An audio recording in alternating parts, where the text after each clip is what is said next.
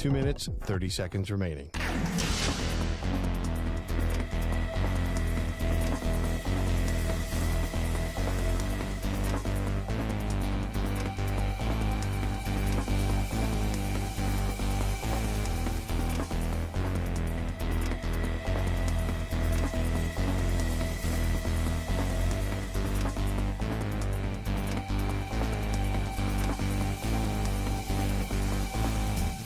Two minutes remaining.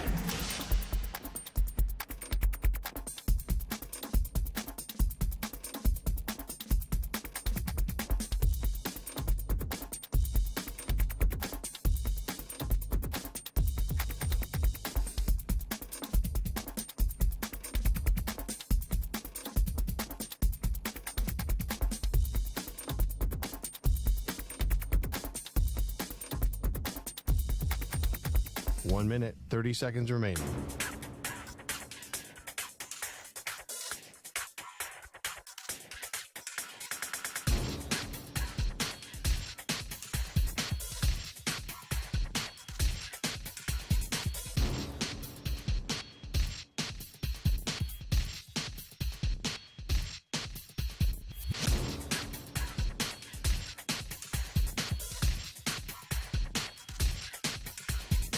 One minute remaining.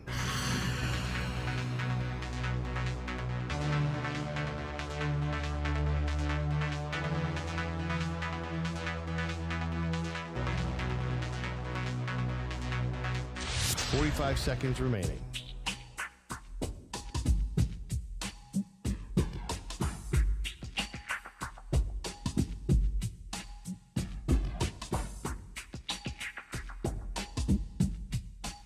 Seconds remaining.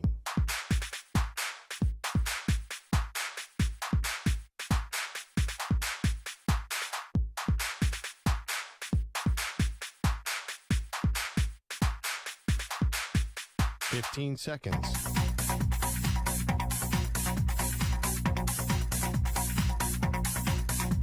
Break ends in 5 seconds.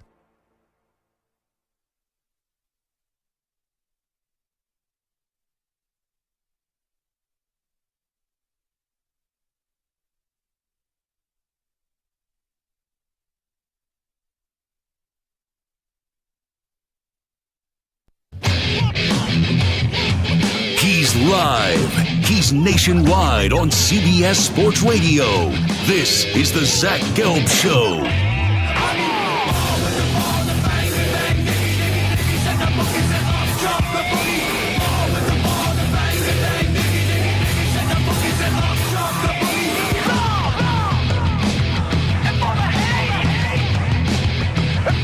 Here's your host, Zach Gelb.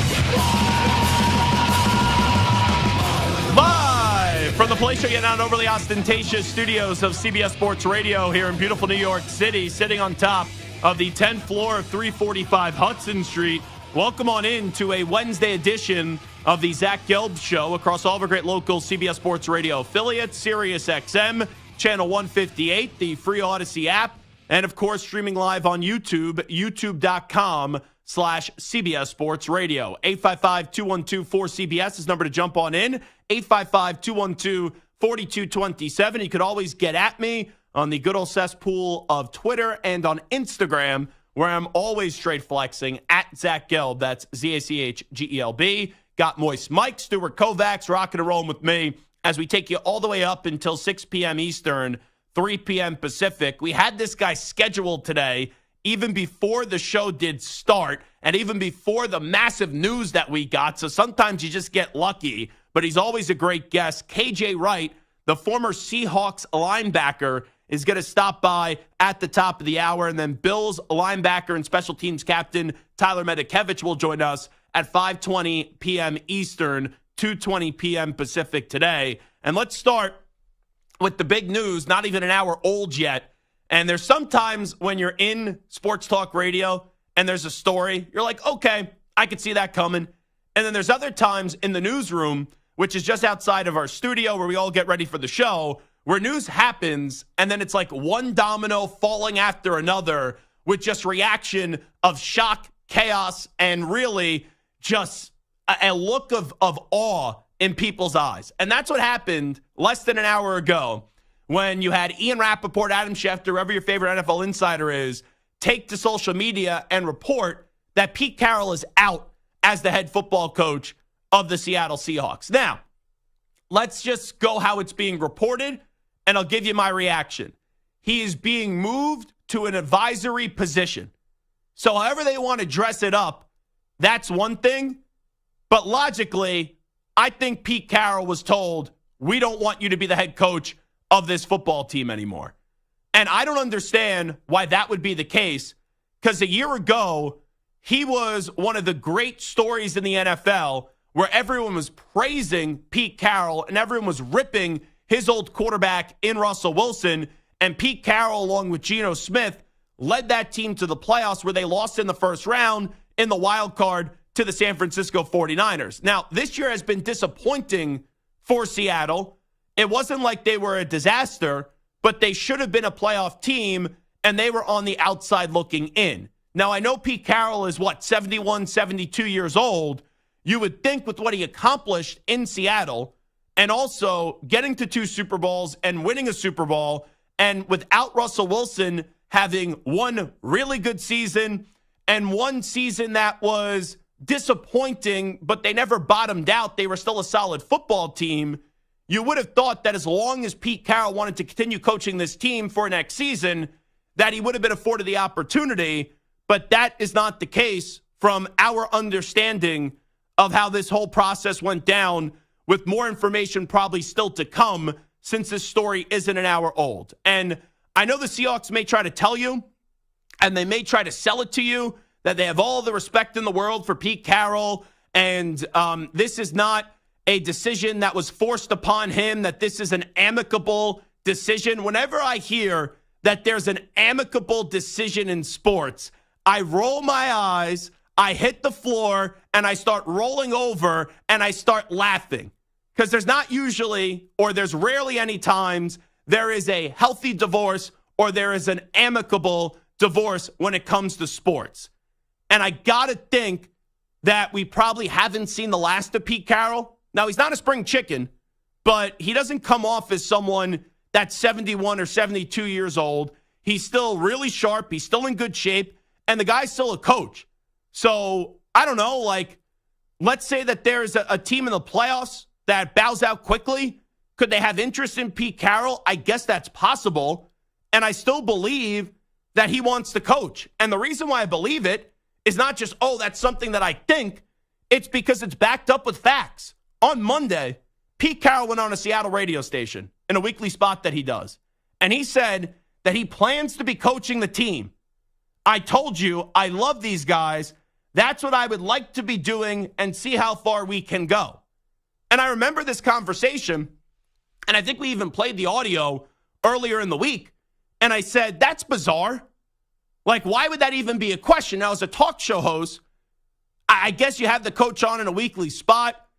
Maybe there's some retirement speculation, but I never thought that would be rooted in the possible idea or the possible end outcome, where let's just call it what it is.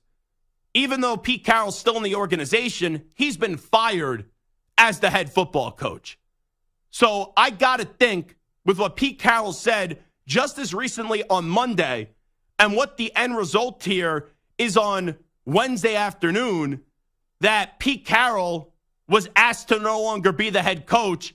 And this is just how they decided to dress it up in Seattle, where we'll move you into an advisory role, and maybe teams come calling, maybe teams are interested in Pete Carroll, or Pete Carroll will transition to the next phase of his football life, which would be assisting John Schneider, the general manager, who he has a great relationship with. I think maybe that's changed. I don't know, forever he wants. And also, even though I don't like this decision by Seattle, maybe this is Seattle recognizing, because we do this all the time with players. Sometimes you say with players, it's better to get rid of them a year or two early rather than a year or two late. Maybe this is Seattle saying, we have a good core with guys like DK Metcalf, with Jackson Smith-Njigba, with Tyler Lockett, 2 running backs that I like as long as they could stay healthy, in Kenneth Walker and Zach Charbonnet. They do have some young pieces in the secondary as well. Maybe this is Seattle saying, let's get a younger coach. We don't know how much longer Pete Carroll was going to coach, because I was reading this article on NFL.com. His contract was only through the 2024 season. So there was a year left on his contract, and then there was an option. I'm assuming it was a team option, because I've never heard of a coach having an option, but I'm assuming it was a team option for the 2025 season. So maybe this was Seattle saying, all right, this is probably his last contract. We could kind of go year to year where we could have him be the coach for 2024, then decide if we want him to be the coach for 2025. But ultimately, I think Seattle said, we don't see him being the coach that much longer. So now we can reset and we could shape potentially the next, 5 to 10 seasons of Seattle Seahawks football, where we do have a good foundation from all the resources that you got back from the Russell Wilson trade and all the young players that you've been seeing over the last 2 years have success even without Russell Wilson being their quarterback. And also, ultimately, you're going to need to find a new quarterback, because I don't think anyone in their right mind, even with how great the Geno Smith story was a year ago, believes that Geno Smith is the franchise quarterback of the Seattle Seahawks. So the Seahawks now become fascinating because the face of their organization for the last decade plus has been Pete Carroll. When it was with the LOB, when it was with Russell Wilson, Marshawn Lynch, that has been the face of the organization, has been Pete Carroll. And in college, usually you see the coach be the face of the organization. In the NFL, there's not a lot of times where the coach is the face of the organization, because usually that goes to a star player, whether it's a quarterback, a stud defensive player, like in Pittsburgh, right? The face of that organization is TJ Watt. In New England, even with all Bill Belichick's success for all those years, the face of the organization was Tom Brady. But Pete Carroll was the first person that you thought of when you thought of Seattle Seahawks football. So it is stunning today, even with this age, it is surprising today that they're moving on, but that this is not on Pete Carroll's terms, because that's the way that it feels. It feels like this is a decision that was forced on Pete Carroll by the Seahawks, and now they're going to reset their organization with some good foundational pieces on the roster. And I would say right now, if I'm a betting man, I've seen Schefter turn out this name, but this is my first thought, whether it's because he has a really good agent or there was actually just really good interest and Dan Quinn decided to remain patient, I would right now put the betting favorite, if I was Vegas, on Dan Quinn to be the next head coach of the Seattle Seahawks. He has ties to that organization when he was on the defensive staff and also the defensive coordinator. We know he was a successful head coach with the Atlanta Falcons, even though he choked away that Super Bowl 28-3. There's been a lot worse head coaches in the NFL than Dan Quinn, and it seems like he's ready for his next opportunity. But I do think this Seahawks job is attractive. Like, I don't look at this job and say that it's like Tennessee where there's not a lot of attractive pieces, or the Panthers when you have a toxic owner and you don't really have much around your young quarterback in Bryce Young. Yes, Seattle still needs a quarterback, but I do believe that the Seahawks are going to be very attractive, and Dan Quinn could find himself in a good spot, because what happens at I don't think the Cowboys will lose to the Packers this weekend, but if they do, you could pick up the intensity on the hot seat of Mike McCarthy, and there's a lot of belief that Jerry Jones maybe one day will make Dan Quinn his next head coach.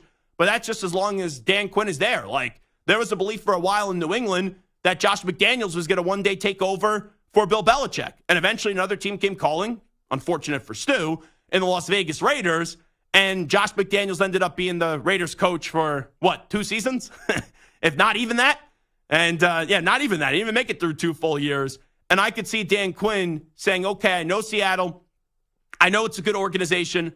I know it's a respected organization for the last 10, 15 years. That would be a job that would be good enough for me to get my next opportunity to be a head coach and leave the current spot where I'm at. That's a very good job as the Cowboys defensive coordinator. Sam, let me ask you this.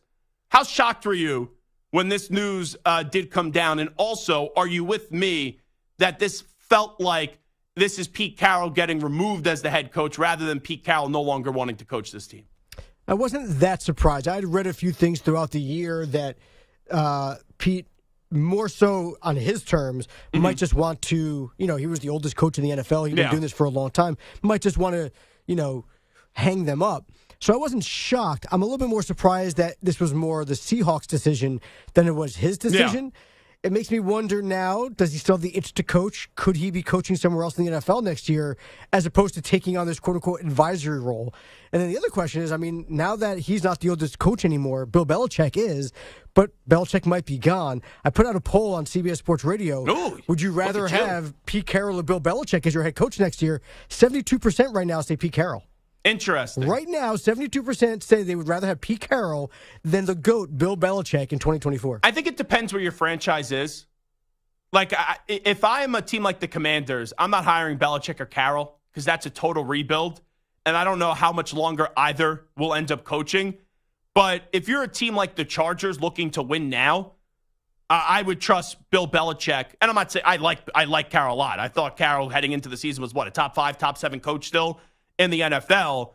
I just believe that Belichick needs more talent, and he has a chance to get more talent this offseason. And I'll make this pretty clear right now because I got a text today from Hot Take Hickey, Ryan Hickey. No, well then, whatever he says, we're going the opposite direction. Well, exactly. He thought it was laughable when I pointed out yesterday that Mike Vrabel could be coaching the Patriots next year, and Mike Vrabel maybe wants to coach the Patriots. He texted me, went out of his way to text me today, 0% Vrabel winds up in Foxborough.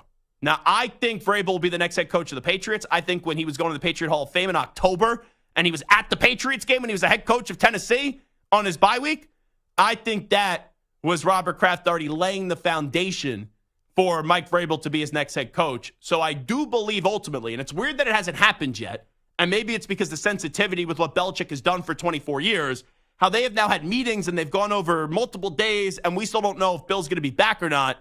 I believe ultimately Belichick will be out in New England, and you will have Mike Vrabel landing in New England as their next head coach. But right now, Jim Harbaugh is available for the NFL.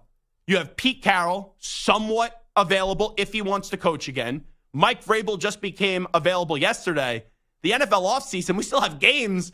Wild Card Weekend is this weekend. And you know what? They want me to call it Super Wild Card Weekend. I'll call it the Super NFL offseason because this is already an incredible start with Vrabel, that speculation, now the speculation with Jim Harbaugh, and now Pete Carroll becoming available, and in all likelihood, Bill Belichick becoming available as well. And possibly Mike Tomlin also. We heard Schefter saying that Tomlin could potentially walk away. But the other question I have is, we've had so many guests on talking about Bill Belichick, about how his old school approach and his hardcore Patriot way thing might just not work in today's NFL with these younger players. It works when you win. If you win, but just like in a vacuum, if you're just talking about what kind of coach do you want, it seems like Pete Carroll, even though he's older than Bill Belichick, he's more player friendly. He comes off as younger. It feels like he can connect with the younger players better than Bill Belichick can. So even though I think Belichick's probably a better coach, not probably, is a better coach all time for sure. If I'm taking a team this year or in 2024, maybe Belichick is less equipped than Pete Carroll to handle this age of players, and maybe Pete Carroll's the better option. The reason why I would still say no, and I think the Belichick classification and the definition of Belichick and the way we talk about Belichick gets grossly misportrayed at times. Like the Patriots have a young team right now. Patriots don't have a good roster. That's why they didn't win this year. But those players never quit on Bill Belichick. They were not blown out of a game since the Saints game, and that was back in week 5 or week 6. And Belichick is demanding, but you hear a lot of his former players, like outside of Asante Samuel, still talk very positively about Bill Belichick, but you do have to work. That's why I keep on throwing the Chargers out there for Belichick, because when something doesn't work out with one team, I think you need to go completely the other way. And Brandon Staley was a player's coach, but he was a doormat, and he was also more obsessed with analytics than actually using his gut and coaching football games.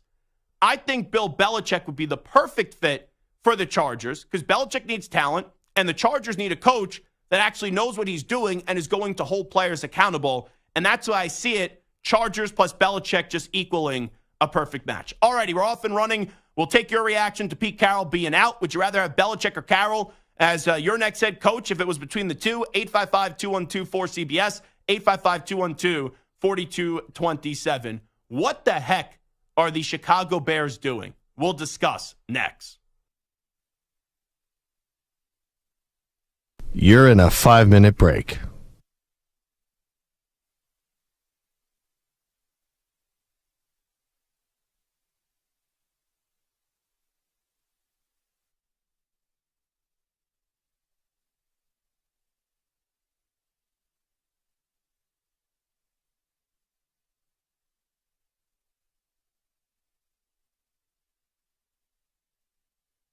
Four minutes, 30 seconds remaining.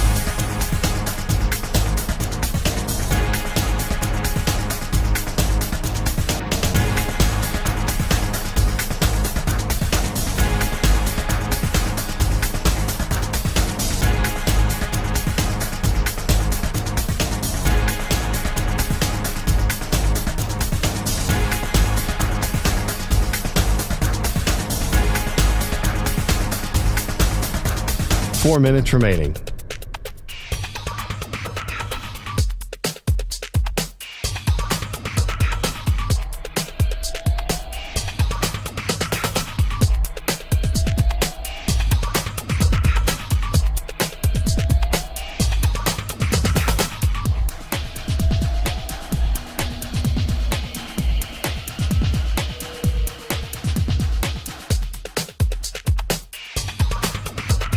Three minutes, 30 seconds remaining.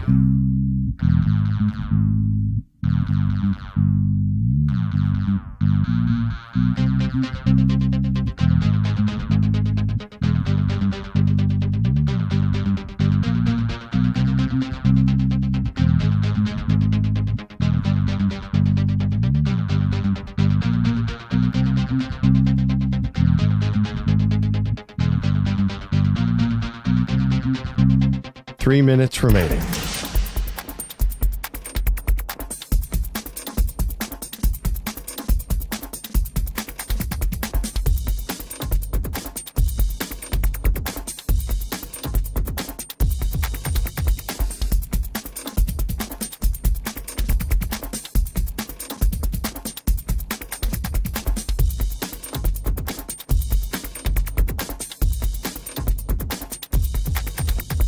Two minutes, 30 seconds remaining.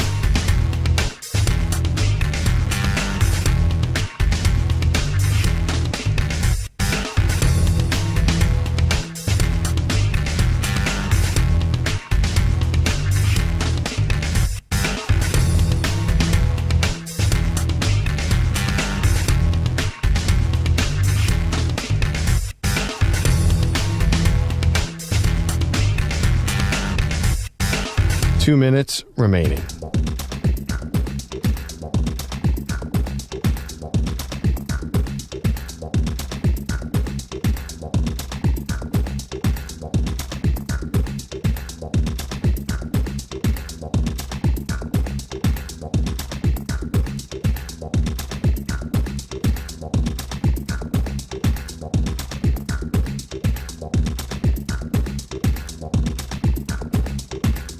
One minute, 30 seconds remaining.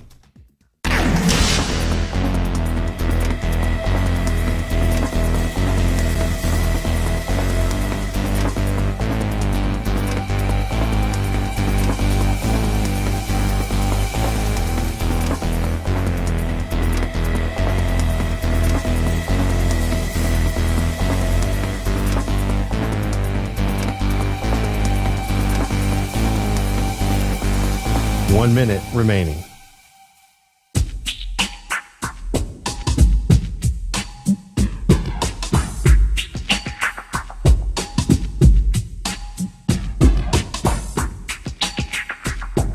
Forty-five seconds remaining.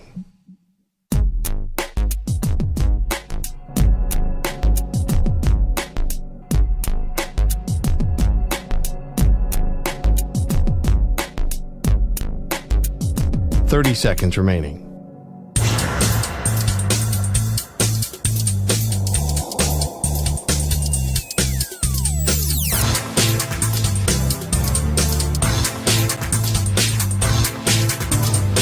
seconds.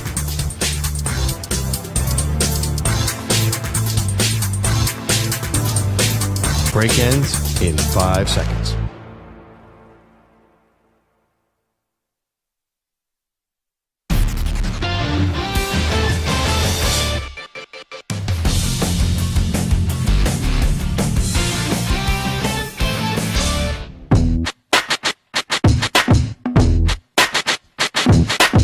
He's live. He's nationwide on CBS Sports Radio. There's morons and then there's Josh McDaniels as a head coach. And this jackass goes, oh, don't you talk about the Patriots that way. It is one of the more inconceivable things and laughable things that I've ever heard. The great Larry David couldn't even write that script of comedy. McDaniels must have known he was getting fired, and he was auditioning for Saturday Night Live. Because when I heard that over the weekend, my chest was hurting because I was laughing. I fell down. I hit the floor because Antonio Pierce came and saved your ass. And you go, nope, I'm going to throw more gasoline on the fire. How dare you, Antonio Pierce, talk badly about Bill Belichick. This is the Zach Gelb Show. Here's your host, Zach Gelb. So Pete Carroll is out as the head football coach of the Seattle Seahawks. He will be moved to an advisory role, and that's just a nice way of saying pretty much he was fired as the head coach of the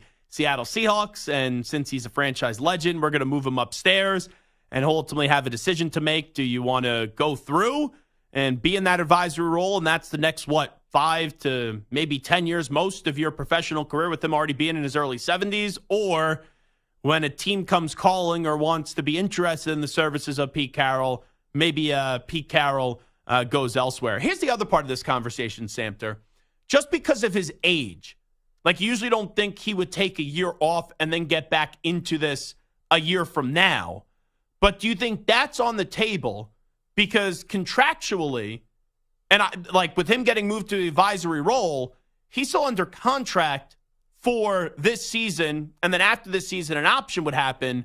So does Pete kind of look at this as, I'll have an advisory role, like how Bruce Arians was riding around in a golf cart in Tampa Bay that year, where a lot of people believe that Tom Brady got him fired or whatever did transpire there, and Todd Bowles ended up becoming the head coach. And then some people think that Bruce just wanted to walk away and he already got the Super Bowl and hand the keys over to Todd Bowles. Does Pete look at this as this is what he wants to do moving forward, or let me recharge the batteries for a year, and probably him knowing he has 3 to 5 more years to coach, I would imagine, in his life, then he really could become a free agent a year from now when his contract expires with the Seattle Seahawks? I mean, obviously, I don't know Pete Carroll personally to know what his mind is, but I have seen enough situations of guys who left the coaching ranks to get into media or to do some sort of front office role or whatever it is, and they realized that they were making good enough money and their lives were just better, and that they plan to get back into it. Bill Cowher is a great example, right? There was always rumors about him coming back into the NFL. He just had a cushy job, much less work, and he's like, why would I ever need to? John Gruden, they were surprised that he ever came back because the money that they gave him, but he almost never came back either. So I think that where Pete Carroll stands today, whether he wants to coach or not, and where he's going to be next year, I think are two different conversations, because you just don't know how a year away is going to change his mind about where he wants to be in his life, coaching or not. So maybe right now he might be thinking, I'll take a year off and then I'll come back, or maybe I just want to get right back into coaching. But maybe in 6-8 months he might say, you know what? I kind of like where I'm at. I'm making good money. I'm happy. I don't need to get back into coaching. Quality of life is better. I'm good. And Tony Dungy's also another name. And Tony Dungy once told me, I think I had him in studio when I was filling in. It may have been for Tiki and Tierney at the time in this time slot on CBS Sports Radio. Who are those guys? Yeah, we see them every day. They're just down the hall, and you only hear them locally in New York. But I had Tony Dungy in, and I said, were you ever close to coming back and coaching? Because you had to get phone calls when you've won a Super Bowl and you've been considered a great coach in this league. And we know Dungy's in the Hall of Fame. And he said the only time I actually considered it was when he got a phone call from the Detroit Lions, actually. So it happens, but Cowher's probably the best example. When Cowher got out of coaching, I know there was a lot going on, obviously, in his personal life. You would have thought that Bill Cowher would definitely be back on the sideline, but then you get involved in TV, and it's totally different with Cowher because he's older than any of these other guys were, at the time when they walked away or got fired, whatever it have be. And for Cowher, he kind of realized, man, I only really have to work 1 day a week, maybe 2 max. I still get a nice paycheck, which I'm imagining is a few $1 million. And I could live a stress-free life and really focus on my family. And I've already done everything, right? He eventually got into the Hall of Fame. He already won a Super Bowl. At some point, I know there's that addiction of coaching that you have to fight and you have to get rid of, but there are ways to find that football fix, and a lot of people do find it in TV. So I got to think for Pete Carroll, I don't want to say never, because even though he's 71, 72, he doesn't come off as someone that's 71 or 72 years old. I would got to think if he's coaching again, he would be coaching next year, but I can't say I'm shocked if he takes a year off, recharge the batteries, right? You put a bow on this legendary career in Seattle, and then a year from now, you really hit the ground running to find your next 3 to 5 years of your football life in the NFL. All righty, let's get to the Bears. I don't get what the Bears are doing. And here's been my take from the start with the Chicago Bears. And I understand you could fine-tune some pieces, but I think the Bears should run this back. Now, we know Ryan Poles is not going anywhere. We do know today that their head coach, Matt Eberflus, is being brought back.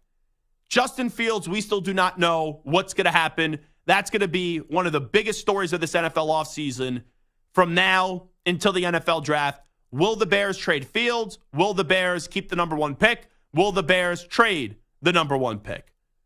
But I don't like this start to the offseason for the Bears already, because you're bringing Eberflus back, but are you bringing him back with the intention that he's actually going to be your coach next year? Now, I know he's only in on this team for 2 years, and I don't know how long his original contract was, but next year is number 3. Like, if you really believed in him, wouldn't you just extend his contract to show that belief? Or are you just bringing him back and saying, yeah, we want to give this another run? Because there are better options out there. Like, I don't know if Jim Harbaugh wants the job. Pete Carroll now could be available too. Belichick may be available. Mike Vrabel is available. Like, I think for the Bears, if you're going to make a move from Eberflus, you need to bring in an experienced name that has worked. Not another one-time or a long-time coordinator that ends up having success or maybe being a failure in the NFL. So for the Bears, it's just confusing what they're doing, because ultimately, even though I think they should bring back Fields, I don't trust the Bears to make the right decision, and I'm going to guess that they're drafting Caleb Williams. So this is why it's crazy. So since January, they have fired their offensive coordinator. They did so today in Luke Getsy. They've also fired their quarterback coach, their wide receiving coach, their running back coach, and their assistant tight end coach. So they're telling you the offense right now is a problem. So if you're telling me the offense is a problem and you're bringing back Eberflus, who I get is a defensive-minded head coach, who's hiring the next offensive staff? Is it Eberflus? Is it Ryan Poles? And also, this new offensive staff that you're bringing in, because you basically gutted the entire current offensive staff, who are they coaching? Is it Fields or is it Caleb Williams? And Samter, what I think is just going to happen here, and I'm not saying this should happen, but this is what I think will happen. And there's a big difference between what I think should happen and what I think will happen.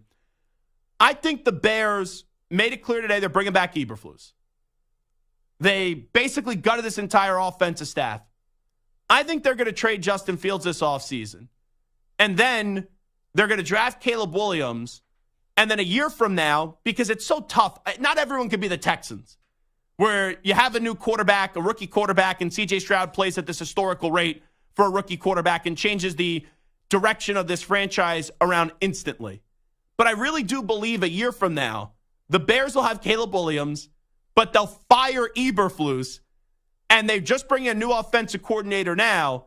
So you will already have, by this time next year, a few weeks after this year, because you have to have the hiring cycle play out, you will already have your new quarterback with a new offensive coordinator and a new head coach for the second time in his career. Like, that's where I think this thing is going with the Chicago Bears. That to me would be insane. Right? But that's the Bears. Yeah, but that makes no sense. So either A, you're bringing... But that's the Bears once again. But that's why I think it. There's just some teams where you expect them to mess it up and you expect them not to follow logic, and I give them no benefit of the doubt to do the right thing. I mean, listen, if that's the case, then everybody in Chicago needs to be fired. Front office, owners need to sell. I mean, that's ridiculous. To bring in a new offensive coordinator, knowing that you're going to fire your head coach and OC and bring in a whole new crew. Either you fire Eberflus now and bring in a whole new crew with Caleb Williams now, or I agree. You bring in an OC for next year because you believe in Eberflus. And most likely, you're bringing a new OC because you think the problem wasn't Fields. The problem was the offensive coordinator and the play calling. Therefore, you bring in a new OC to help Fields develop. You're not keeping Eberflus. By the way, we've seen this before in Chicago. This is not the first time where they've had a new quarterback and they had a new offensive coordinator and they've had a new head coach a year after drafting another quarterback. Like, that has happened before in Chicago in recent memory. And it hasn't worked. So, if you haven't learned your lesson, then shame on you. Because fool you once, shame on me. Fool you twice, shame on you. But the definition of insanity is doing whatever you said sounded good to me. The definition of insanity is doing the same thing over and over again and expecting different results. There are just certain teams. Stu, sorry, your Raiders are one. The Bears are one. That they do the same playbook over and over and over and over again. And then their owners are sitting there, or their presidents are sitting there, they're saying, well, how the heck are we in the same spot year in and year out? There is no doubt in my mind that they are drafting Caleb Williams, they are trading Justin Fields, and that a year from now, they'll have a brand new head coach and another offensive coordinator, and now Caleb Williams will be on his second NFL head coach and his second offensive coordinator. There's no doubt in my mind. The Bears are dumb. I can't imagine they're that dumb, so I'm willing to put a show bet on it. Okay, what do you want to bet here? A second dinner that I'm not going to pay up on? Well, you know what? Here's the thing. I don't want to have to at that dinner. I don't want to have to be like Tony Soprano, right, and have people come get their collections and everything. I'm not letting you make another bet until you pay off your first bet because I care about your well-being. I don't want to have someone walk over to you and maybe chop off your kneecaps when you start not paying off your first bet. Hold on. They're chopping off my kneecaps? Or they're hitting my kneecaps? No, I'm friends with Dan Campbell. I'm going to get him to get one of his players to come on over and literally chop or bite off your kneecaps. Oh, okay, that's interesting. Because, I've heard of, enforcers coming with, a bat and hitting your kneecaps and breaking them. But chop them off. Chopping off my So are they going to keep the rest of my legs? Just going to chop off the kneecap area? Yeah. That's going to be really interesting. Yeah, we're going to have to super glue. Use Elmer's glue. They'll be a sponsor to glue your body back together. By the way, Ak, I did think about you yesterday. Very early in the morning when I only got I'm aware. 90 minutes of sleep. Oh, are you? Yeah. Oh, that was already told to you? Yeah. I'm walking off the plane. I'm on the phone. And I see Axe, best friend. You guys went to college together, right? Your roommates? Yep, and summer camp too. You got to read the book. No, got to buy the book. And Kenny Albert. Yeah, the book is in the airport. A Mike for All Seasons. You need to buy it and read it. Yeah, well, I would love to have Kenny to come on and talk about it, but I don't think MSG would allow that. No, I already tried that. Yeah, so I did think about you yesterday. A Mike for All Seasons. It's in bookstores and Amazon everywhere. There you go. So yes. I there was also Kenny. Somebody else in the airport. Did he tell you about that? Oh, see, was it Wink Martindale? No. Oh, see, here's the thing. This whole Wink Martindale thing happened yesterday, which now they have parted ways, which basically they fired him. But he stormed out, was all annoyed with the Giants and Brian Daboll, and he went to Newark Airport. Yeah.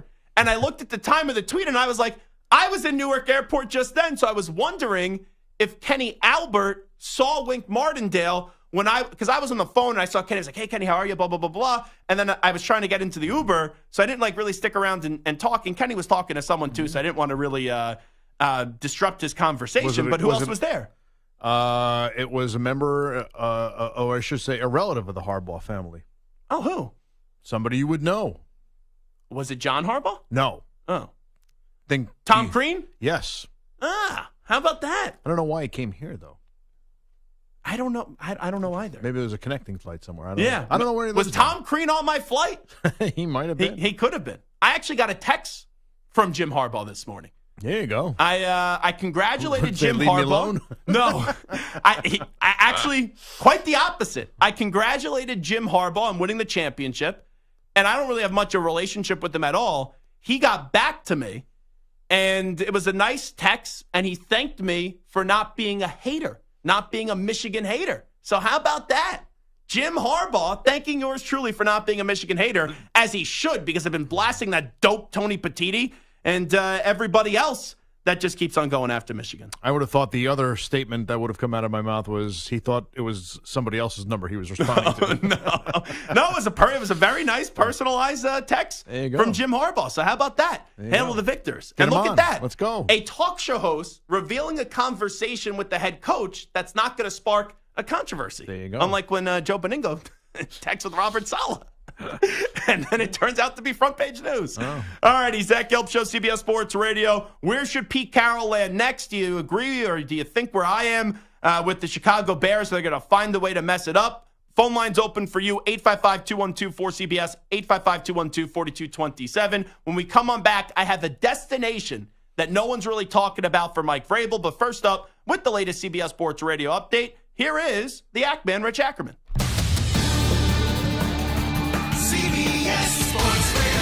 Sports Flash. Sponsored by Progressive Insurance. Drivers who switch and save with Progressive save nearly $750 on average.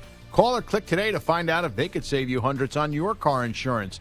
While there's no word on Bill Belichick's future, the NFL's second longest tenured coach is not coming back. Pete Carroll out in Seattle after 14 seasons. The Seahawks had winning seasons in 11 of those, but are coming off their second straight 9-8 year. Carroll will remain with the organization in an advisory role. The Bears are the top pick in the draft and will more than likely use it on a quarterback or wide receiver. Marvin Harrison Jr., whoever comes in, will be working with a new offensive coordinator with Luke Getsy out, while head coach Matt Eberflus gets a reprieve. And Devin Duvernay's practice window open today. The Ravens return man expected back for their first playoff game next weekend. The Clippers and Kawhi Leonard have come to terms on a 3-year, $153 million extension. The Clippers are enjoying a surge right now, fourth in the West. They go for back-to-back wins later this evening when they host the Raptors. I'm Rich Ackerman.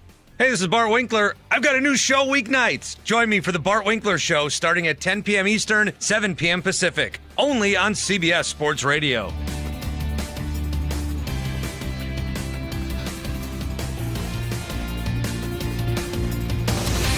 CBS Sports Radio.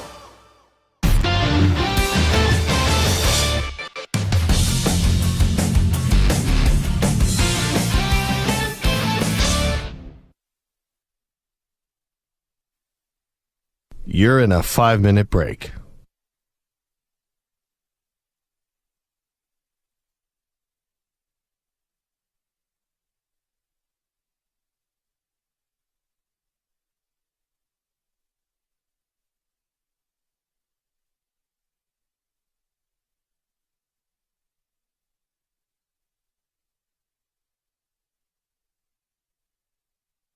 Four minutes, 30 seconds remaining.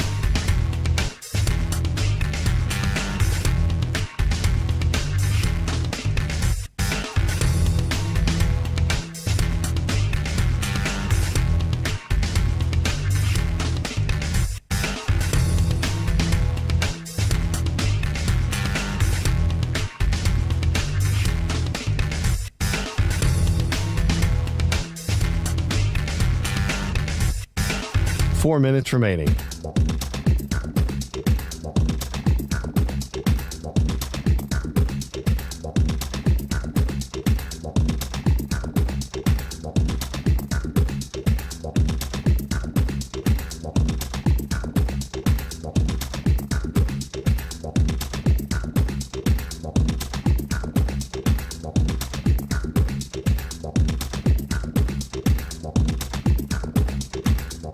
Three minutes, 30 seconds remaining.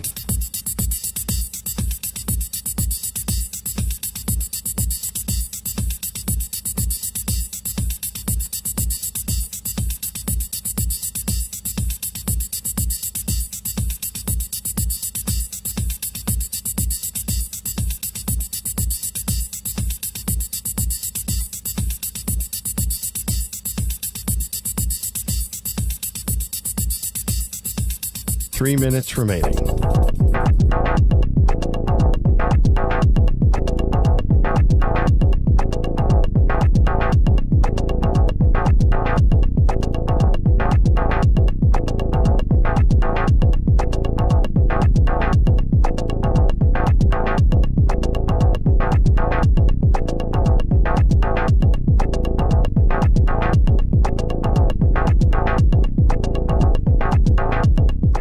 minutes, 30 seconds remaining.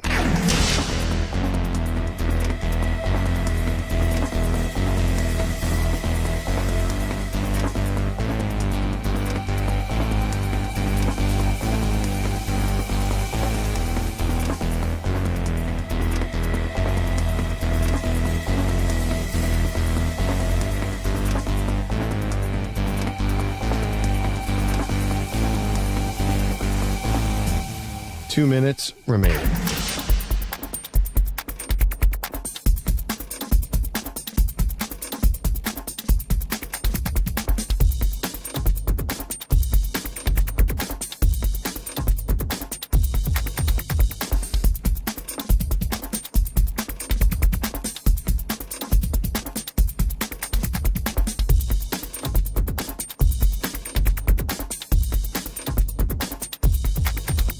One minute, 30 seconds remaining.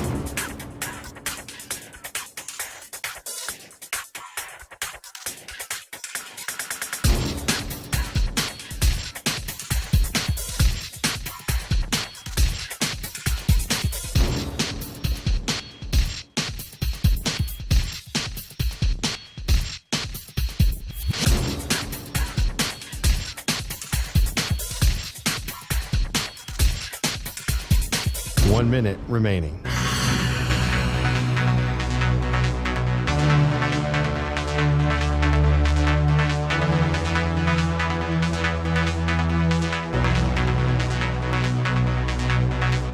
Forty-five seconds remaining.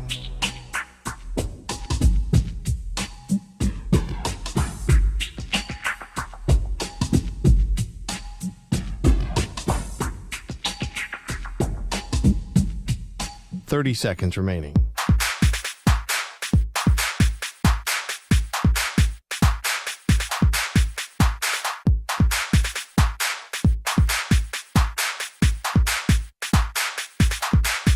Fifteen seconds.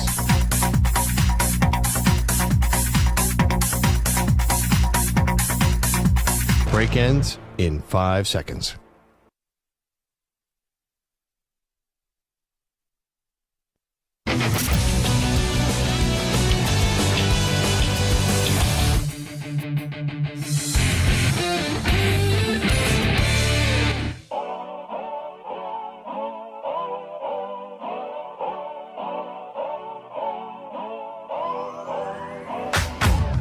The Zach Gelb Show is on the air across the nation on CBS Sports Radio. I don't care what signs you had or you didn't have. Michigan showed they didn't need them. So just stop with the commentary. Just stop with the jackassery. Oh, this championship shouldn't count. Everything was even in these last 4 or 5 games, and Michigan still found a way to hoist the national championship trophy. Enough is enough. Here's Zach Gelb. It's time to Ask the Pros, where you, the listener, gets to ask us a question. It's brought to you by O'Reilly Auto Parts. Simply tweet your question at CBS Sports Radio or at Zach Gelb using the hashtag #AskThePros. Be listening later in the show when we might answer your question. Think O'Reilly Auto Parts for all your favorite car care needs. Get guaranteed low prices and excellent customer service from the professional parts people at O'Reilly Auto Parts. O'Reilly Auto Parts. Let's go to Oliver in Philly next up on CBS Sports Radio. Oliver, what's happening? Hey, Zach, honored to talk to you. How you doing? Doing great. What do you got? So I got 2 points for you. And first, a quick one with Penn State, because, I mean, if you're living in Philadelphia, or not Philadelphia, but Pennsylvania, I go to Westchester University. You get a lot of Penn State fans over here. And what I see with the Penn State fandom is, oh, well, Jim Harbaugh didn't do nothing. Jim Harbaugh is a fraudulent. It's like, grow up. You know what I mean? Yeah, well, they're just jealous. The Penn State fans are jealous because they have their fraudulent coach in James Franklin, who's incapable of winning a big game. And Michigan played old school football and it won them a national championship. So, you know what? Tell Penn State fans to keep on crying because you won't keep on winning. Right. Yeah, I'll buy him a Kleenex. How about that? And here's my Eagles point. Mm-hmm. So you're talking about this Pete Carroll guy. Pete Carroll, in my opinion, is, I mean, you rank him a top 5 coach if you include college and the NFL. Do you agree with me on that? Currently, right now? Yeah. Yeah, I would say top 10, but yeah, you could make a case for top 5. Well, who cares? Top 8, top 9? Yeah. The point is, the Eagles sitting with a Sirianni. sitting with a mascot, a head coach, just barking his way about flowers and talking about all these different emotions. He's made the playoffs 3 times and got to a Super Bowl last year. Are we going to pretend that he's on Pete Carroll's level? No, he's not. But here's what I think your point's a good one. Last month, and not to interrupt you, but 1-5 in the last month, and all you get is Nick Sirianni saying, "Well, we'll be okay next week." It makes me want Carroll. Well, Sirianni's a player coach, but there's a difference in being a player's coach and then also being a player's coach that's a doormat. And thanks for the phone call and the nice words, Oliver. But I would agree with your point that I'm okay with letting Sirianni go at this year because I do think there's a chemistry problem in Philadelphia, but it's not to let Sirianni go to get an unestablished coach in there. So you're telling me fire Sirianni, you get Pete Carroll, or fire Sirianni, you get Bill Belichick or Jim Harbaugh? Yeah, that's an upgrade. That is an upgrade for the Philadelphia Eagles. But you got to remember who's running the Eagles. It's Jeffrey Lurie, and it's also Howie Roseman. And I think they want a puppet that they could control as their head coach. But the Eagles have too much talent this year, and they are too good of a roster to go from 10-1 to only winning 1 game down the stretch, and no one has confidence in the Eagles this week going up against Tampa Bay. Not like I'm saying I have a ton of confidence with the Buccaneers, but this game is truly a toss-up, and on paper, it shouldn't be a toss-up. The Eagles should win this game. But there has been a chemistry problem and a locker room problem with the players, the coach, all throughout the final 2 months of the season. All righty, let's get to Mike Vrabel now.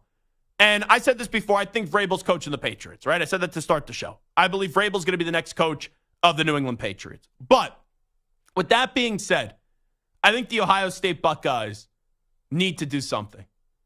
And I'm not sitting here and saying they need to fire Ryan Day. Even though I don't like Ryan Day, even though I think Ryan Day is a fake tough guy, and you saw that after they beat Notre Dame, firing back at Lou Holtz when you were lucky to win that game, when you had an interception that should have been thrown by McCord, and it was dropped, and then Marcus Freeman only had 10 guys on the field on the final play when you scored a touchdown. You guys were lucky to win that game. But sometimes you'd rather be lucky than good. But ultimately, the Ohio State team got exposed, and this Ohio State team went from dominating the Big Ten and embarrassing Michigan year after year after year after year. It was superior up against inferior. And now, under Ryan Day's tutelage, this is totally done a 180, and it's flipped, where Jim Harbaugh and Michigan are dominating Ohio State. And Ohio State has no answer for it. And think about this year. Ohio State bitched and complained and cried, and crying Day was wah, wah, wah, wah, wah, all the sign stealing. Harbaugh wasn't even on the sideline for the Michigan-Ohio State game. And you got out-coached in that game. Moore was more aggressive than you, and you lost once again to the Michigan Wolverines when everything was even. So the Ohio State fan, even before this year, was getting tired of Ryan Day. And you look at him in a 5-year period, he only has 8 losses, but look at some of the talent that he's had. Justin Fields, C.J. Stroud, Chris Olave, Marvin Harrison Jr., Garrett Wilson. Like, you can go on and on and on about the great wide receivers and the really talented quarterback play that he's had at The Ohio State. But it hasn't translated into another national championship.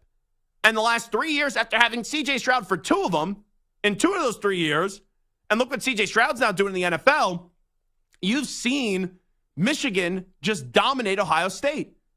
So I will just throw this out there.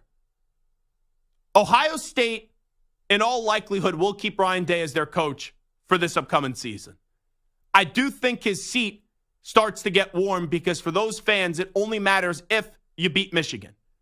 But it doesn't mean just because you intend to keep one coach that you can't do your due diligence and you can't play the game behind the scenes.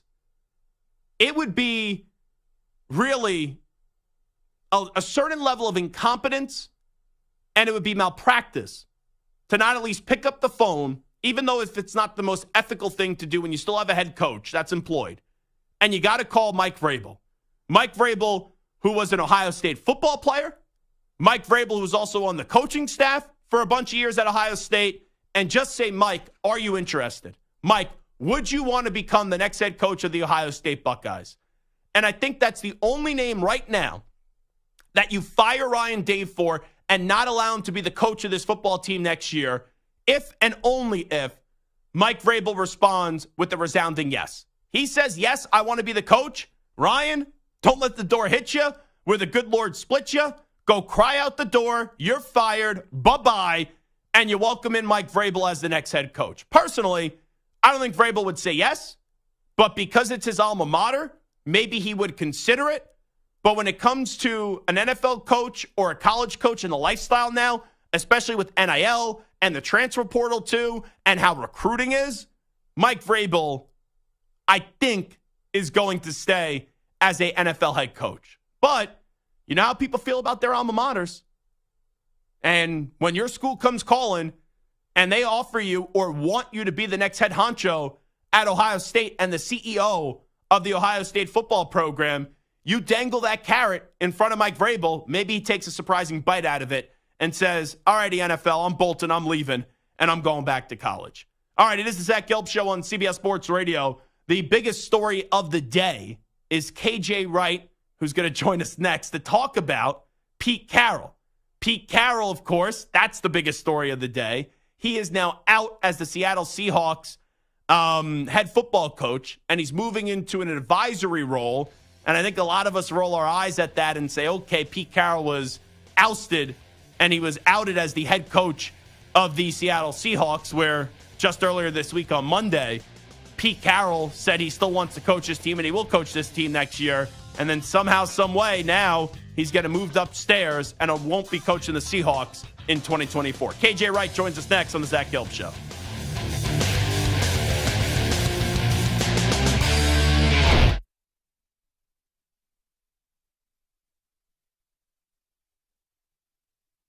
You're in a 5-minute break.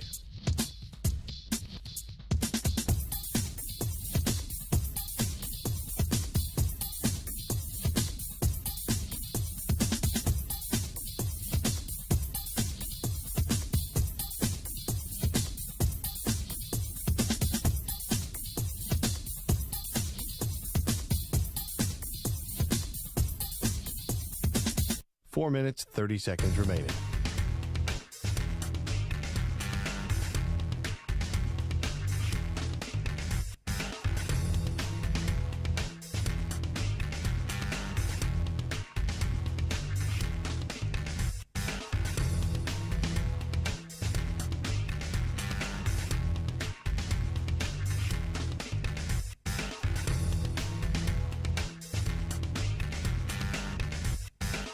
Four minutes remaining.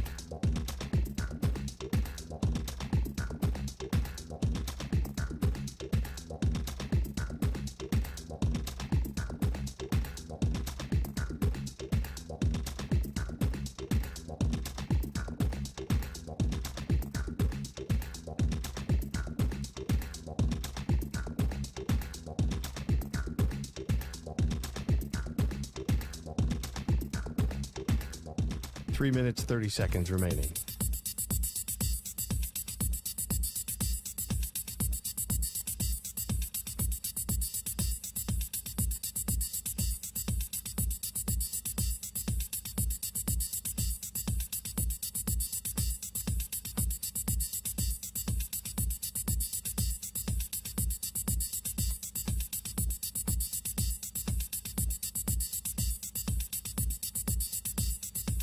Three minutes remaining.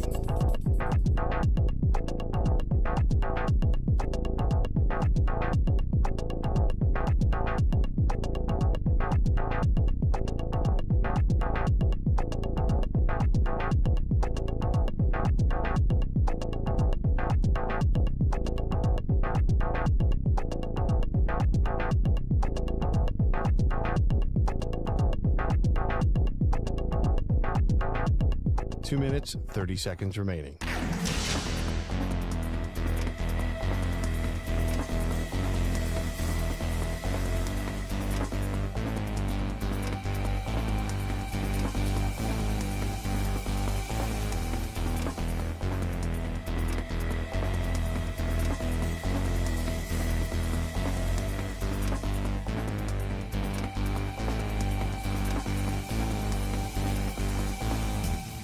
2 minutes remaining.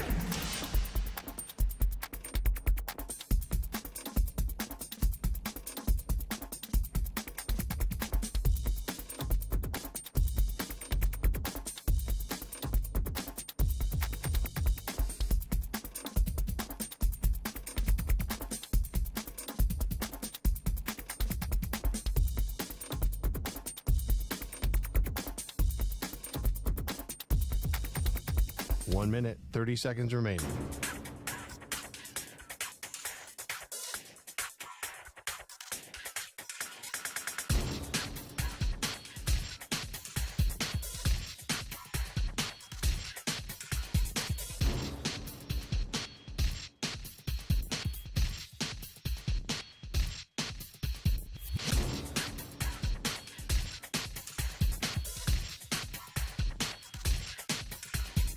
One minute remaining.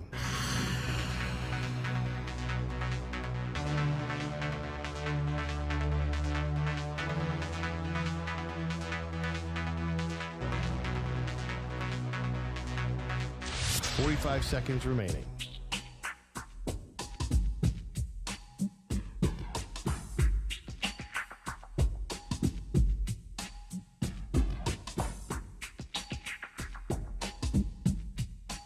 Seconds remaining.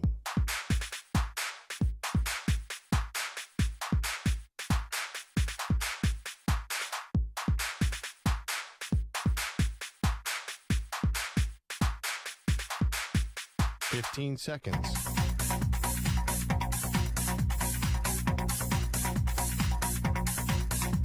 Break ends in 5 seconds.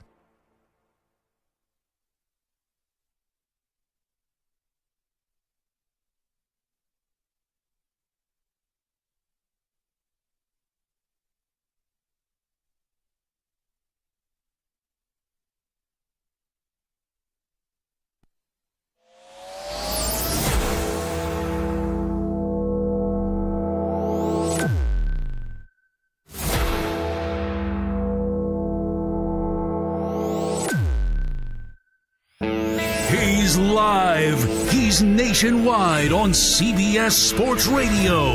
This is the Zach Gelb Show. All righty, rocking and rolling. Hour number 2 of our radio program. That's right, it is the Zach Gelb Show, coast to coast on CBS Sports Radio. Surprising news, and the big news of the day is Pete Carroll is out as the head coach of the Seattle Seahawks, and he's being moved to an advisory role. And we'll see what happens with the future of now the former Seattle Seahawks legendary head coach. Let's go out to the guest line, talk to one of his former players, KJ Wright, who is, of course, now the host of his very own podcast called KJ All Day. You can listen and watch on Spotify, YouTube, Apple Podcasts, and more. You could also hear him on Seattle's ESPN 710 AM, The KJ Wright Show. KJ, always great to have you on. Appreciate the time, and how you been? Been good. It is a very sad day here in Seattle. Heartbroken to see what's happening to Coach Carroll. We're talking 14 years, over 100 wins, Super Bowl that he brought to this city. What he's meant for me personally as a football player and as a man, just the guy's legendary. I know he's legendary. He don't want me out here feeling sorry for him, but I have to give him his flowers. He means the world to me. He means the world to my teammates, to this city. And job well done, Coach. You can hang your head high because you did a phenomenal job leading this organization for the past 14 years. When you saw the news today, were you shocked that he's no longer going to be the head football coach of this team?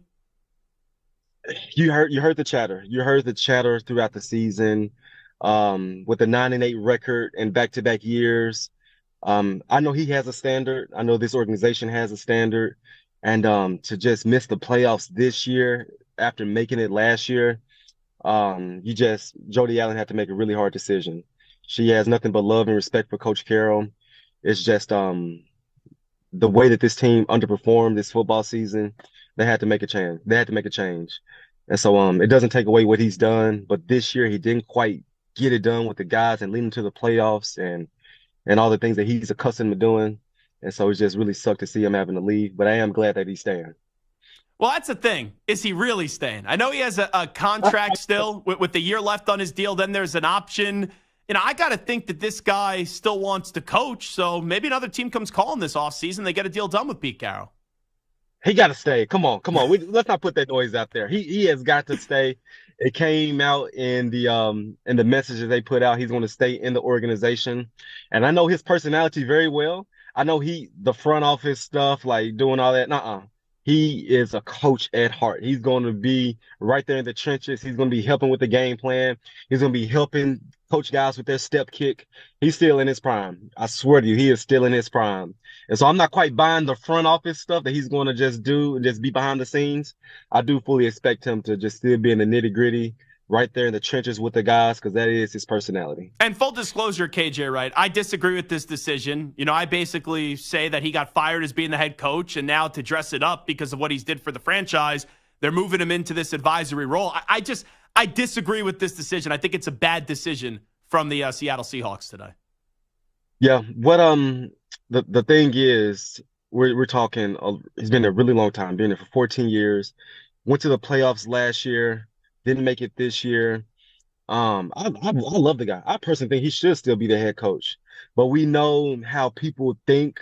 We know that someone been here for past a decade, missing the playoffs, didn't make it to the Super Bowl since 2013 or 2014. People just feel like, okay, it is time for a change. We can get a new message in here. And so it's not personal. They want what's best for the organization. He doesn't take it personal. There's nothing but love at the end of the day, especially when you see that they want him still part of things here in Seattle. When you start to think about who's coaching this team next, who's the first name that comes to mind to replace Pete Carroll? There's only one name that I'm thinking of. There's no other names besides Dan Quinn. He's the guy. He is the only person I want to see come here and coach the Seattle Seahawks. He understands culture. He understands team building. He knows how to hold guys accountable. And you see what they're doing over there in Dallas for the past few years. The guy's he's someone that I personally loved playing for. We're talking about #1 defense in the NFL for 4 straight seasons. Dan Quinn was a part of that. He's a guy that understands what the city needs. And he's familiar with, obviously, the coaching staff, the training staff, equipment staff. He's going to just come right in. And we won't even see a big change. We won't see a big change in just sweeping out the room, just bringing in new pieces. So I'm a big fan of Dan Quinn as a human being and especially as a football coach. Talking to KJ Wright right now, former Seattle Seahawk, legendary defensive player for them. I also think the Seahawks destination, I agree with you. That's what I said too. I thought it was going to be Dan Quinn as the next head coach, but this is an attractive job. I don't believe Geno Smith is a long-term quarterback, but you have some good young foundational pieces on both sides of the ball. This is an attractive job and one that no one really expected that it would become open this way with basically Pete getting forced out. Listen, there's talent all over this football team. Jackson Smith and Jigba. Defensive Rookie of the Year, Devin Witherspoon. You have 2 young tackles in Charles Cross and Abe Lucas. Draft you a quarterback. I'm all for that. Draft you a quarterback early. Let Geno Smith groom him and really just take this franchise in a new direction. And so there's no slouch. You're not coming into a bad organization expecting to win 4 or 5 games. No, this is a win now type of roster. And so do they have to make some pieces, some personnel changes with the players? There's some free agent guys. Absolutely. You have to let some guys go, bring in some guys. But I'm telling you, when this football team step on the field week 1, it is a win now roster. So KJ Wright, I was optimistic on Seattle this year. I thought they could be the 3rd best team in the NFC behind San Francisco and Philadelphia. What went wrong with this group when you look back at the entirety of the season? Just so many games that we had just right there in our hands. You started week 1 versus the Rams. Who thought the Rams would be sitting here in the playoffs facing the Detroit Lions? And I just tell you this, one thing that really bothered me this football season was the lack of brother-to-brother accountability. When the antics started happening throughout the season, I really was looking for certain guys in the building to just, hey, enough is enough. Let's not do this. Let's tighten this thing up. So it's way too many distractions. It's hard being the San Francisco 49ers. It's hard being the Dallas Cowboys. But when you have your own stuff that you have to deal with within the building, it makes it dang near impossible to win on Sundays. And so I just want to see a more mature football team, a team that's more disciplined. Like this is not happening. And once you make a mistake, once you make a decision the first time that we don't like as an organization, it better not happen again. So that's what I want to see from this organization going forward. A little more discipline, more maturity from the guys, and just bring in the right guys that can really just guide this locker room going forward. KJ Wright here with us. I know that it's always a complicated conversation when you look back at the Seattle Seahawks defensive players when it comes to their relationship with Russell Wilson, but seeing this year play out and Russ getting benched, and I know that Sean Payton the other day saying, oh, he's not definitely gone, but everyone knows he's not going to be their quarterback next season. How'd you react to that entire process playing out in Denver? I was mad at Sean Payton. I thought the way that he handled it from day one when he came on the scene, undermining your quarterback, telling them to stop kissing babies, yelling at him like he's a 2-year-old kid on the sideline, like he's not your franchise quarterback. I just hated. I knew that their personalities were not a match made in heaven. I'm like, these two guys are night and day. I don't know how this is going to work. But when you came on the scene day one and throughout the season, you made it crystal clear where you stood with Russell Wilson. That's what really bothered me throughout this whole situation. And I am glad that Russ spoke up for himself in his press conference. I was like, yes, thank you. Finally, defend right? yourself. Yes, finally. Great job. And I'm glad that he finally did that. And that's the Russell Wilson I want to see going forward. I love that Russell Wilson. The fans loved it. We appreciated it. So like, hey, bro, what the heck is going on over there in your world? How do you see things? And so we know that Russell Wilson won't be back. Russ still has a lot of ball left in him. He can still play at a high level. That deep ball is still as beautiful as ever. And so there's plenty of teams that need a quarterback of his caliber. But it is over there. It is over in Broncos country. I know it's totally different today with Pete no longer being the head coach, but could you ever see a reunion maybe with Russell Wilson and the Seahawks? Nah, I won't take it that far. I wouldn't take it that far. That ship has sailed. Next year for sure. But at the end of the day, when he retires, they'll retire number 3. They'll put him in the Ring of Honor. They'll give him his flowers. But coming back this soon, nah, it's gonna be Geno Smith this football season, next football season. I know Russell Wilson is like a 9-time Pro Bowler, but the last 2 years it's been ugly, even though he played better this year. Do you think he'll be a Hall of Famer? Because that's a conversation we have that maybe the last 2 years he's played himself out of the Hall of Fame. If the season ended today, no.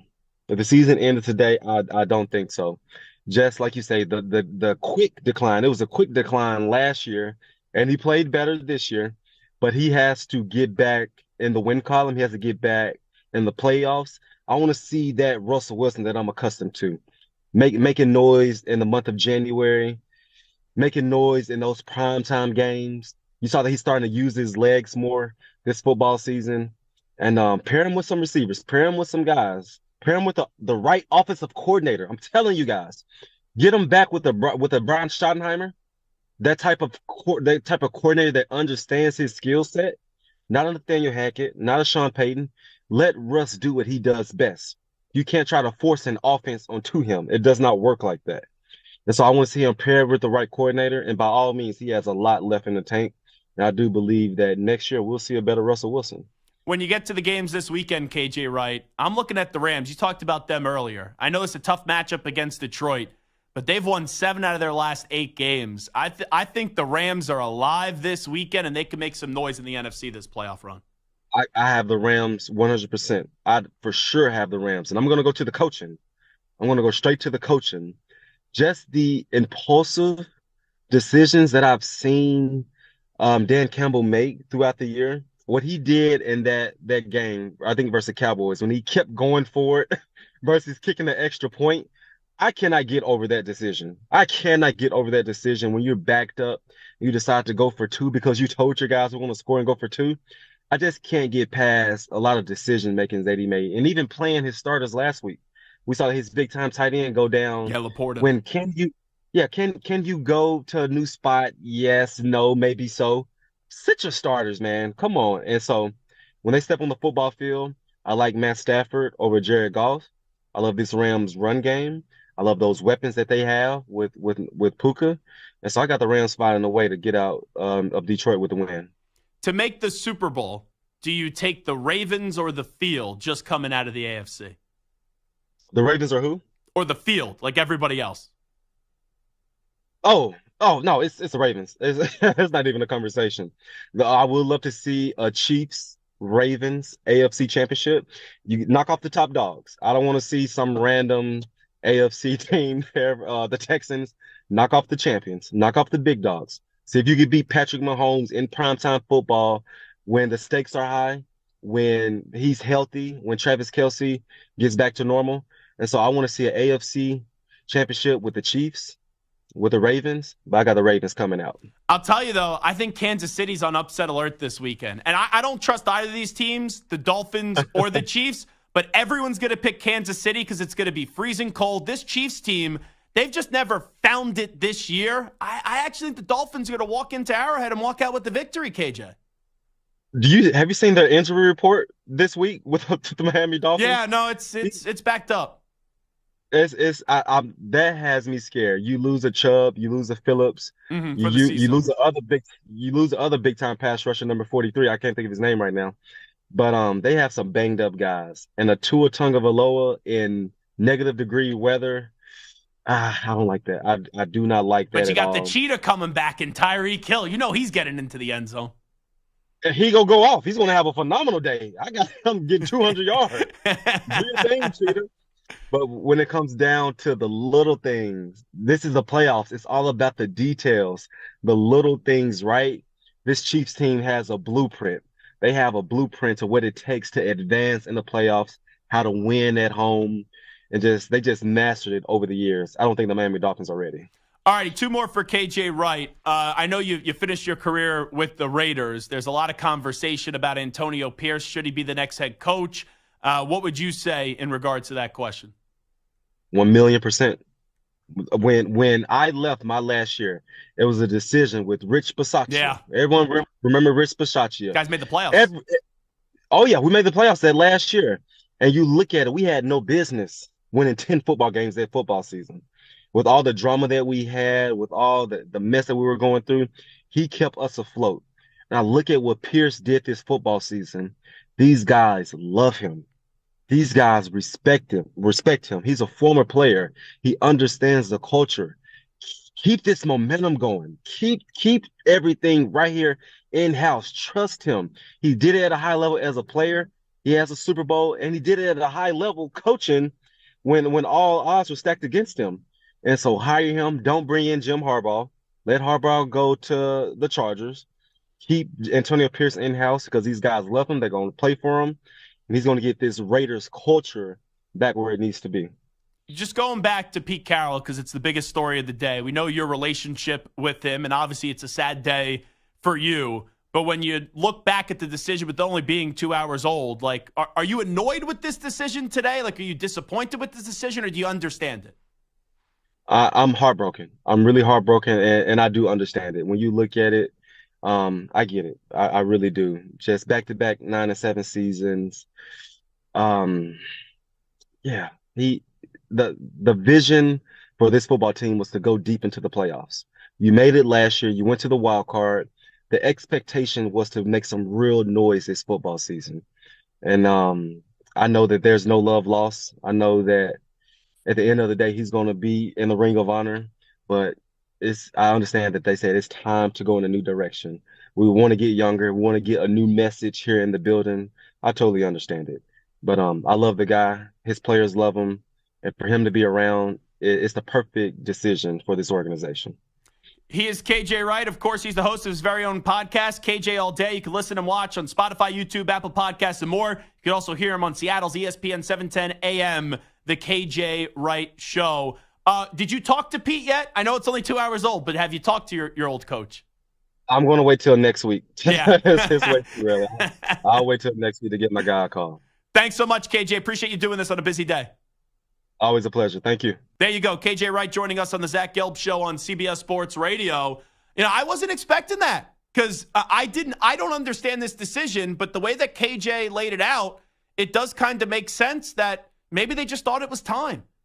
But you look at the decision, yes, this year was disappointing, and there wasn't that growth. And last year, it surprised everyone make the playoffs. This year, they missed the playoffs. I thought he was deserving another year, but it's not my football team, so they're entitled to make that decision. We will take a break when we come on back. So Carroll's out as the head coach of the Seahawks. Is there another potential surprise after seeing how this weekend plays out of a coach that could be sent packing as well after this weekend or maybe the next 2 weekends of the NFL playoffs? We'll discuss. You're in a 5-minute break.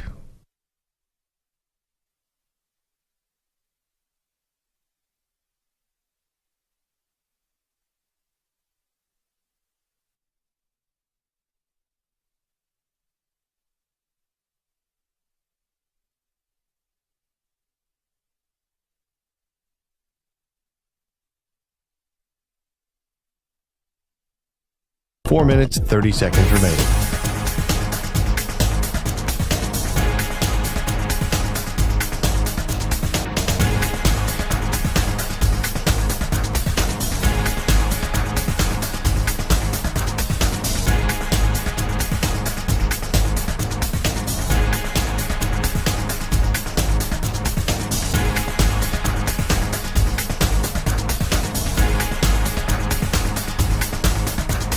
Four minutes remaining.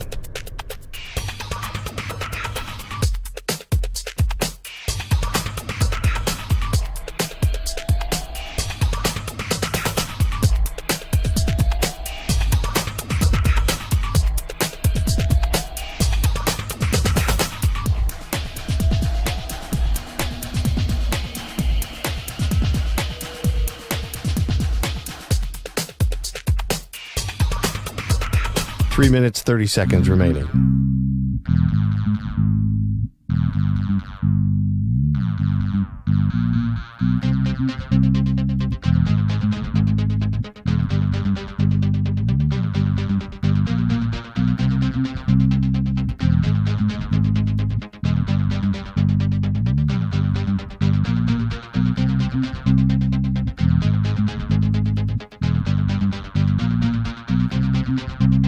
Three minutes remaining.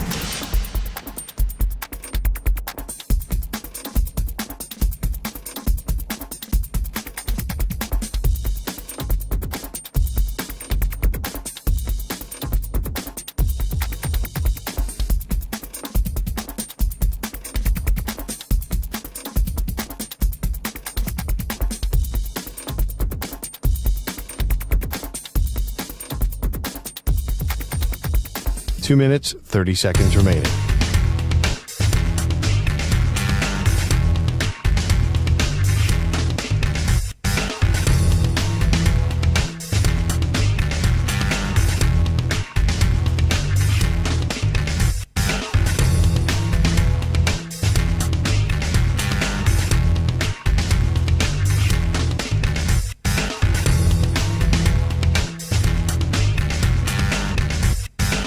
Two minutes remaining.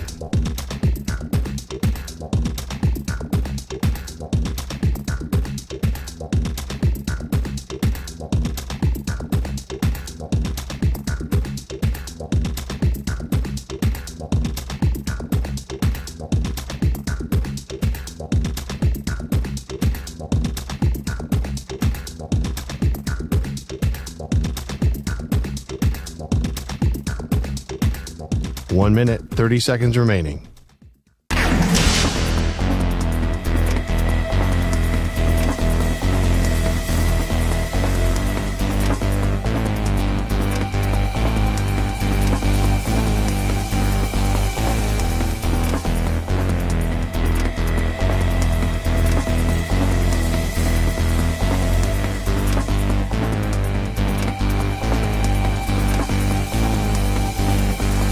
One minute remaining.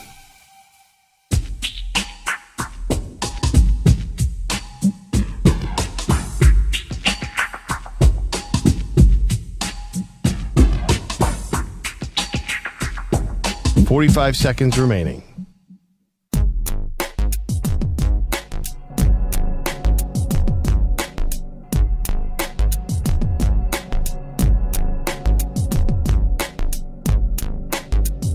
.30 seconds remaining.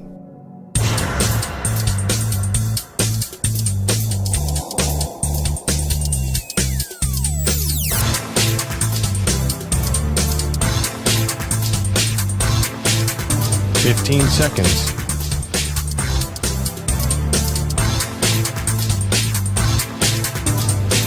Break ends in 5 seconds.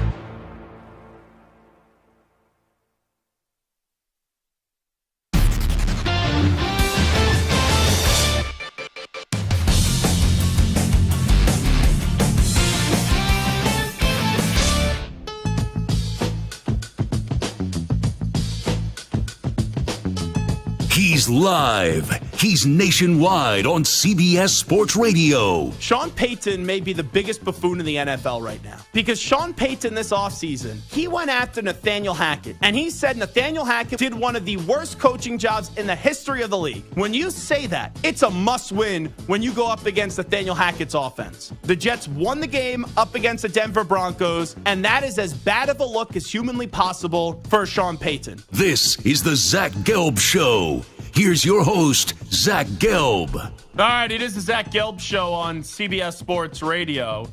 I guess Ryan Poles just addressed reporters. Also, there's going to be a press conference. I think this is about to get underway with, I would imagine it's Jody Allen, but who knows? Maybe it's John Schneider. Could it even be Pete Carroll as well? But there's going to be some press conference in Seattle right now with the news today that Pete Carroll is out as the head coach, and he is going to be taking an advisory role with the team. If this is actually, Samter, and you've done this for a long time, if this is actually an amicable split where we're not going to make you the head coach, and let's just say KJ is right, where he thinks that Pete's actually going to stay in the front office, which I think that's just more wishful thinking from KJ because of his connection with him, wouldn't then Pete Carroll be the one doing this press conference, you would think? Yeah, especially if he's staying on in the front office. I would definitely think that Pete Carroll is going to be there. Yeah. But maybe the Well, team... it's just a podium. It wasn't a dais. It was a podium. It looks like it's just going to be one person. Yeah, so, I mean, it could also just be that they want to just shield him from some of those questions, give him time to process it, and answer questions on his own time rather than just throwing him out there to the wolves. By the way, you said KJ is right. That should be the name of his podcast. Oh, yeah. I mean, that was just KJ perfect. is right. I mean, KJ is right. But did you also name Writer Than You on CBS Sports Radio as well? I love it. with our pal Bill Ryder. I also saw this tweet during the break. I guess Ryan Poles just recently spoke as well. And today, the Bears fired Luke Getsy, their offensive coordinator, and they announced it through Schefter, that Matt Eberflus is going to be back as the head coach. Ryan Poles on Justin Fields. I think Justin got better. I think he could lead this team, but we are in a very unique situation. That sounds like, to me, Justin Fields is out. They're going to trade Justin Fields. When you say we're in a very unique situation, and you say, I think Justin got better, but we're in a unique situation, and then you give the line of we're going to overturn every stone and figure out what we're going to end up doing, all right, you got to go through your process, but I think Ryan Poles is starting the process saying, we like Justin Fields, but we don't love Justin Fields. And ultimately, even though I'm kind of cut from the cloth in this one, where I believe they should keep Fields, trade back a few spots, get some picks, and still draft Marvin Harrison Jr., I don't believe the Bears are going to do this. The Bears are going to take Caleb Williams the first overall pick. Or is he just kind of setting it up to say, hey, maybe we draft a quarterback number one. All you teams who want Caleb Williams, Drake May, or Jaden Daniels, we might draft that quarterback number one. So if you want one of those guys, you're going to have to move up so we can move to 2 or 3 with the Patriots or the Commanders so we can get more assets, keep Justin Fields, and go Marvin Harrison Jr. The best thing that happened to the Bears was the Cardinals getting that 4th pick because the 2 teams behind them who want that quarterback, the Commanders and the Patriots, they might be willing to move up to get the guy they really want, whether it's Caleb, May, or Daniels. Yeah. And that way the Bears can move back, get Marvin Harrison Jr., and still get draft assets in the process. That would be the perfect situation for the Bears, to get more assets, get Marvin Harrison Jr., and not lose out on the guy they really want. So I'm with you, and that's what I've been saying. But once again, what I think should happen and what I think will happen is vastly different, is a vastly different approach. I'm with you. That's what should happen. But the Bears, they usually, when it comes to finding a quarterback, can mess up a 2-car funeral procession. We've seen that over and over again with this franchise. But here's also the other thing to consider. Like, let's say we're right, that the Bears say, Moist Mike, Big Mike, CBS, Zach Gelb, they're right where we should move back. Even though we've both said, draft Marvin Harrison Jr., draft Marvin Harrison Jr., draft Marvin Harrison Jr., I don't know what the price is for teams like the Patriots and the Commanders. Commanders are 2, Patriots are 3, to move up from 2 or 3 into the number 1 spot. Could there be a team that is a little further back, like let's say 8 or 9 or 10, where one of those teams wants to move up to 1 and they give up a king's ransom like what the Panthers did just last year, and this is why the Bears have the number 1 overall pick, and the Bears say, okay, that package is going to be significantly richer than what the Commanders or the Pats would give, and we'll move back to, let's say, 8, 9, or 10. With that being said, we would miss out on Marvin Harrison Jr., and then you go to the next wide receiver that's in this draft, like let's say a Rome Odunze out of Washington. Like, that's just something to consider as well for the Chicago Bears, if and only if they say, okay, we're going to trade on back and we want to keep Justin Fields as the quarterback. So maybe that is the bat signal, like you're saying, Samter, that they're flashing the Batman signal saying, okay, number 1 pick, we like Fields. We're going to tell you we like Fields, but we're open to anything. So place your phone calls and see what you could get if you want to go get Caleb Williams or Drake May. But ultimately, I kind of think Poles is going to trade Fields when his stock is probably at the highest. And not only that, he's going to draft Caleb Williams at number 1 overall. I just worry the idea of firing your OC, keeping your head coach, and drafting a new quarterback. Basically what you're saying in that situation is we believe enough in Eberflus to turn around Caleb Williams. But if Eberflus is already on the hot seat and he can't do it with Caleb Williams, you're already setting Caleb Williams back because he's going to have 2 or 3 head coaches, multiple coordinators in his first couple of years. And we've seen that's never a product for success. Sure. So I don't if they were going to stick with Fields, if they were going to go with Caleb Williams or Drake May, number 1 overall, I feel like they either would have kept their OC or fired Eberflus along with the offensive staff. Well, to keep Eberflus and get rid of the offensive staff, I can't imagine they're going to draft a quarterback. Here's the thing. Here's why I don't believe the Bears are going to do the right thing. And earlier I brought up why the Bears would extend Eberflus and why they should extend Eberflus, which they haven't done. How attractive, let's say if you are keeping Fields, how attractive is the offensive coordinating position when you have a coach on the hot seat? Like, that's what I'm saying. Even though Eberflus is only 2 years into his deal, if you're going to keep him now, which they said today, you should extend him because we've seen before when coaches are on the hot seat, it doesn't always attract the best offensive coordinator. Like Robert Saleh was on the hot seat entering this season. Now he got Aaron Rodgers, so it saves him his job. Any other year he would have been fired as head coach of the Jets. He was only able to land Nathaniel Hackett. When Matt Rule was on the hot seat, he got McAdoo. Like, you don't always attract the best name for an offensive coordinator when that offensive coordinator knows, oh, yeah, this is probably a 1-year prove it, or everyone ends up getting fired when they fire Matt Eberflus at the end of next year. But, today's obviously a surprising day. And let's get back into the biggest story and what it can mean from here, where there's always a job that opens up that we didn't expect. So right now we have the Chargers job open. We have the Commanders job open. We have the Raiders job open. We have the Panthers open.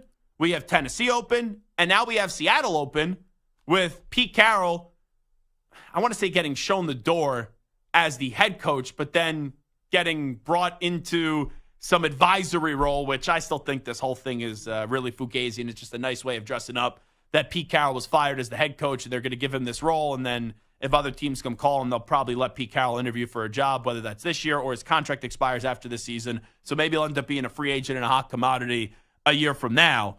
But what else is potentially out there? Like, we know the Patriots are a pending story right now. Ultimately, even though this has been a multi-day process, I do believe the Pats will pull the rug on Bill Belichick. It's, all right, are you going to have to fire him? Can you trade him? I think Belichick made it pretty clear that he still wants to coach a team. He still intends to be the coach of the team. I think that was Belichick putting out that his own Batman signal to Robert Kraft. You want to get rid of me, you're going to have to fire me and allow me to be a free agent, and you're not going to get back any compensation from the team that I'm going to and the team that I'm going to end up being the next head coach of. So that's that. The Patriots are still out there. I don't think anyone would be surprised if we wake up tomorrow and we find out Bill Belichick and the Patriots are parting ways or he gets fired as the head coach of the New England Patriots. I do believe that there's one team that's in the playoffs right now that they lose this weekend, we're going to see a change. And I actually think this coach is underappreciated, and he hasn't got enough credit for the last 3 years, and he's done a really good job. And a lot of people thought he was a bad head coach, and he's proved them to be wrong in Dallas. And that is Mike McCarthy. Because Mike McCarthy right now, even though I wouldn't say that they're my next pick to go to the Super Bowl if the 49ers go down, I think a lot of people would agree and a lot of people would say that the Cowboys right now are the second best team in the NFC, and the first obviously being the San Francisco 49ers. But this weekend, you're playing a Packers team that they're a playoff team, but I don't think anyone's afraid of the Green Bay Packers right now. Like, they're a good story. They've already accomplished everything and then some what was expected out of the Green Bay Packers this season. Jordan Love walks into town with nothing to lose, right? McCarthy coached the Packers for, 13 years or whatever it was. They lose this weekend. I know Jerry Jones has put on this front that he's very happy with Mike McCarthy and he believes in Mike McCarthy, but that could change rather quickly. And it's been speculated a lot in the last year or two when people haven't appreciated McCarthy that maybe Dan Quinn would be their next head coach. And Dan Quinn's their current defensive coordinator. Well, who's the number one name right now in the aftermath of Pete Carroll getting moved into an advisory role of replacing Pete Carroll? It's Dan Quinn. So I'll ask you this, Samter. What do you think the Cowboys need to do this year, like the bare minimum, to assure that Mike McCarthy is going to be their coach next year? Because I start to wonder, like, let's say that's a genuine report that's been out there before, that eventually Jerry Jones thinks that Dan Quinn could coach this football team and be the head coach of this football team, and maybe that's why Dan Quinn has stayed the last 2 years with that thought of maybe I'm going to be the head coach of this team one day. What is the bare minimum McCarthy has to do this postseason to make sure that with the Seahawks presumably going to be calling and trying to get Dan Quinn, that it doesn't rush Jerry Jones into maybe firing Mike McCarthy so he can make sure that he keeps Dan Quinn in-house and then promotes him into being the head coach? I mean, an NFC Championship game, his job is, I think, definitely safe. I would agree. If he wins 2 games and gets to the NFC Championship game, even if they lose, I think that would be enough that he's safe. I personally think that Mike McCarthy's job is safe no matter what happens, unless they get just absolutely embarrassed in the wild card. I disagree. I think he's safe. They lose to the Packers this weekend, he's getting fired. See, I mean, listen, maybe. Jerry Jones is very loyal. He has been effusive. There has been no hemming or hawing at all about Mike McCarthy. He hasn't been like, well, we're going to see what's going to happen, or we'll have to evaluate after the season. He has been constantly throughout the season. But what did Mike McCarthy's my guy, and he is the reason why we're this good. But what did he say about McCarthy before the start of the season and this Cowboys team? He believes they have everything they have, and he doesn't see why they can't be playing in the Super Bowl this year. Now, you lose to a team that really didn't have playoff expectations in the Packers. I think that's going to change rather quickly, and he'd be out of a job. And also, I think you're right. I think bare minimum, he needs to get to the NFC Championship game. And the only caveat I'll put on it is how do they lose in the second round? Because they're the 2 seed. They don't have to play the 49ers in any. They're not playing the 49ers at any outcome in the second round. So whether that's Philadelphia, whether that's Tampa Bay, whether that's Detroit, like whoever the team is that they're playing in the second round, like they're going to be the favorite in the game. Now, you lose by a field goal, then okay, you lose by a field goal, maybe the ball just didn't bounce your way. But if it depending on how you lose that game in the second round, I think that could determine if McCarthy's back as the head coach. They lose this weekend. I'll be very confident that McCarthy's out of a job this time next week. The thing is, like, if Jim Harbaugh or maybe Belichick or something like that was in play, maybe I can understand that they have a better option to replace him. Mm-hmm. I like Dan Quinn, right? Dan Quinn has... He's a good coach. He did a good job in Seattle, although he obviously made some very questionable calls towards the end of his tenure there. You could say that. He obviously had some issues in Atlanta. I like Dan Quinn. He's fine. He's a fine head coach, and he's a fine coach. But are you, like, if you believe in Mike McCarthy, are you really getting rid of Mike McCarthy for Dan Quinn? Or is it like, if you're done with McCarthy, fine, I get it. But are you really making an upgrade, Dan Quinn over Mike McCarthy? I don't think so. I don't think you are as well, and that's why, I don't know, about a month or so ago when we got into this whole report about Dan Quinn and how Jerry Jones loves Dan Quinn, I said that let's say if things go south with McCarthy, they shouldn't hire Dan Quinn, then they should hire Bill Belichick, who I still think is going to become available. So I don't disagree with you. I think it's more of a lateral move if you get rid of Mike McCarthy and go to Dan Quinn, but we've seen lateral moves made before in the NFL. All righty, Zach Gelb Show, CBS Sports Radio, updates you on some of the biggest stories in the world of sports with some audio next. We call that the News Brief. But first up, with the latest CBS Sports Radio update, here's the Act Man, Rich Ackerman. CBS Sports Radio. Sports Flash. Well, the list of coaching vacancies is now up to 7 in the NFL, with Pete Carroll the latest to go in Seattle. The 72-year-old will remain with the team as a senior advisor. Carroll spent 14 seasons with the Seahawks, winning a Super Bowl and going to another, but is coming off a second straight 9-8 season. Matt Eberflus will return for a third season in Chicago, but will have a new offensive coordinator with Luke Getsy out. The Bears do have the number 1 pick right now in the upcoming draft. Ravens return man Devin Duvernay will return for the team's first playoff game next week. The Clippers and Kawhi Leonard have come to terms on a 3-year extension worth $153 million. They'll take on the Raptors, who are coming off last night's controversial loss. And it'll be interesting to see if there's any fallout from last night when Darko Rajakovic called out the officials after the Lakers attempted 23 free throws in the final quarter of a 1-point win over Toronto. And this is not happening first time for us. Scotty Barnes is going to be all-star. He's going to be the face of this league. And what's happening over here during whole season, I've been calling it back, it's a complete crap. There you go. Kansas will take on UCF in Orlando. The third-ranked Jayhawks have a chance to move into the top spot in the polls next week, with both Purdue and Houston losing last night. I'm Rich Ackerman.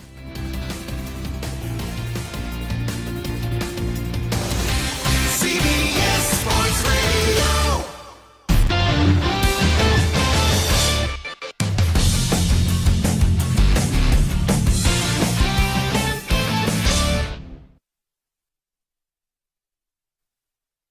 You're in a 5-minute break.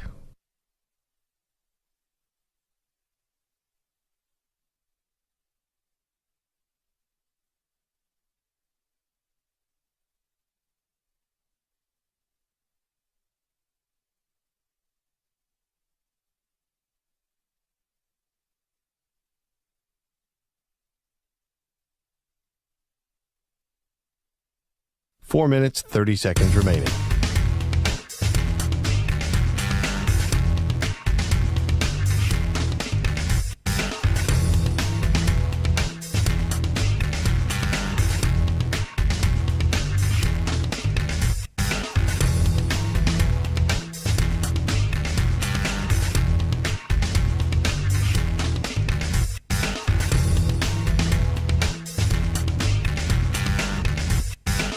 Four minutes remaining.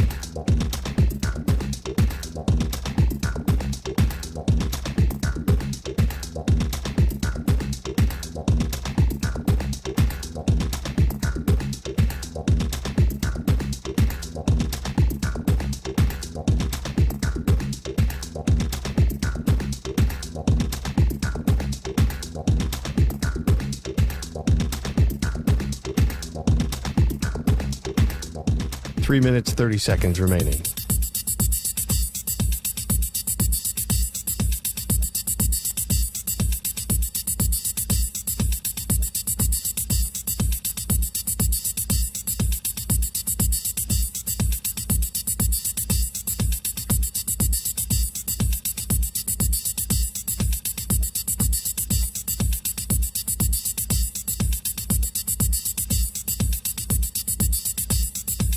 Three minutes remaining.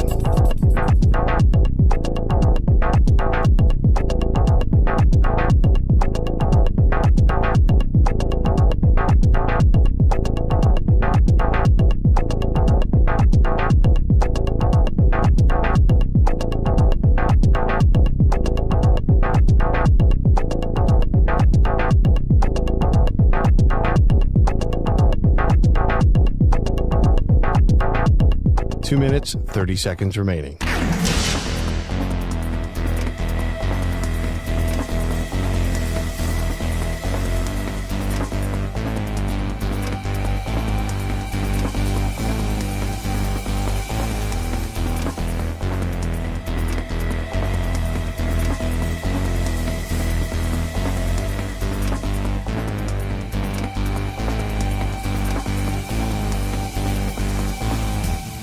2 minutes remaining.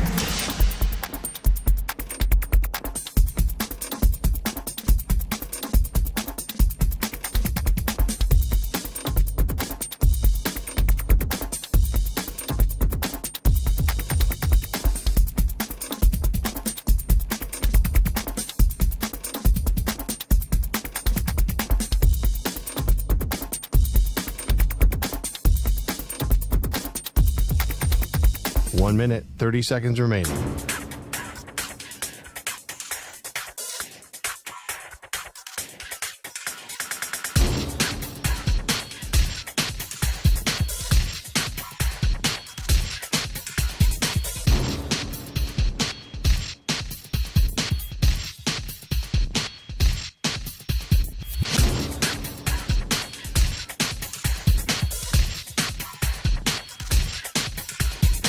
One minute remaining.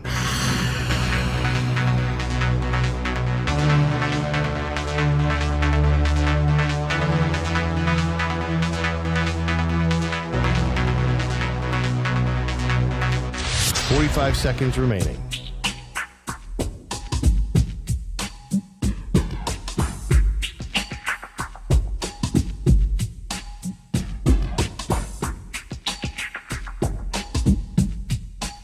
Seconds remaining.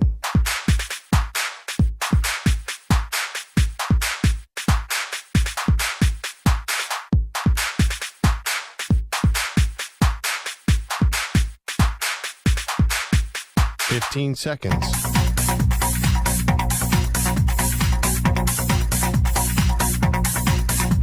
Break ends in 5 seconds.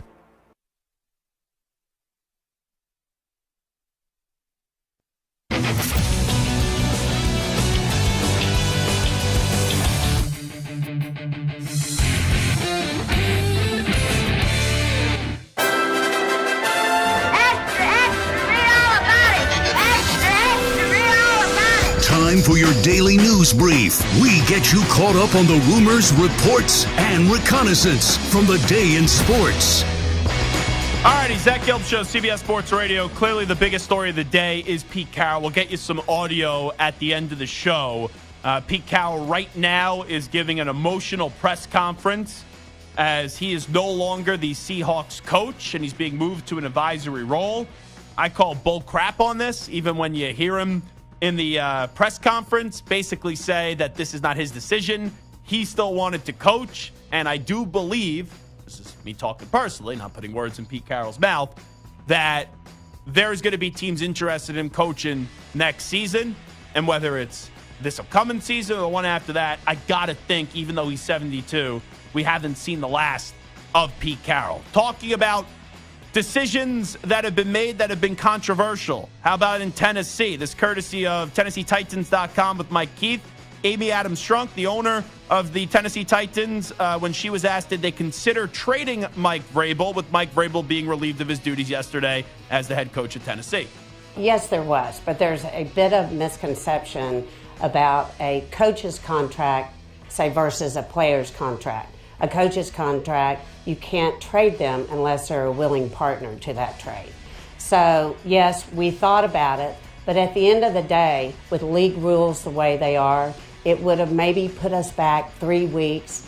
And, you know, honestly, to get the right head coach, I was just not willing to go to the back of the line and take a chance of missing out on someone we really wanted.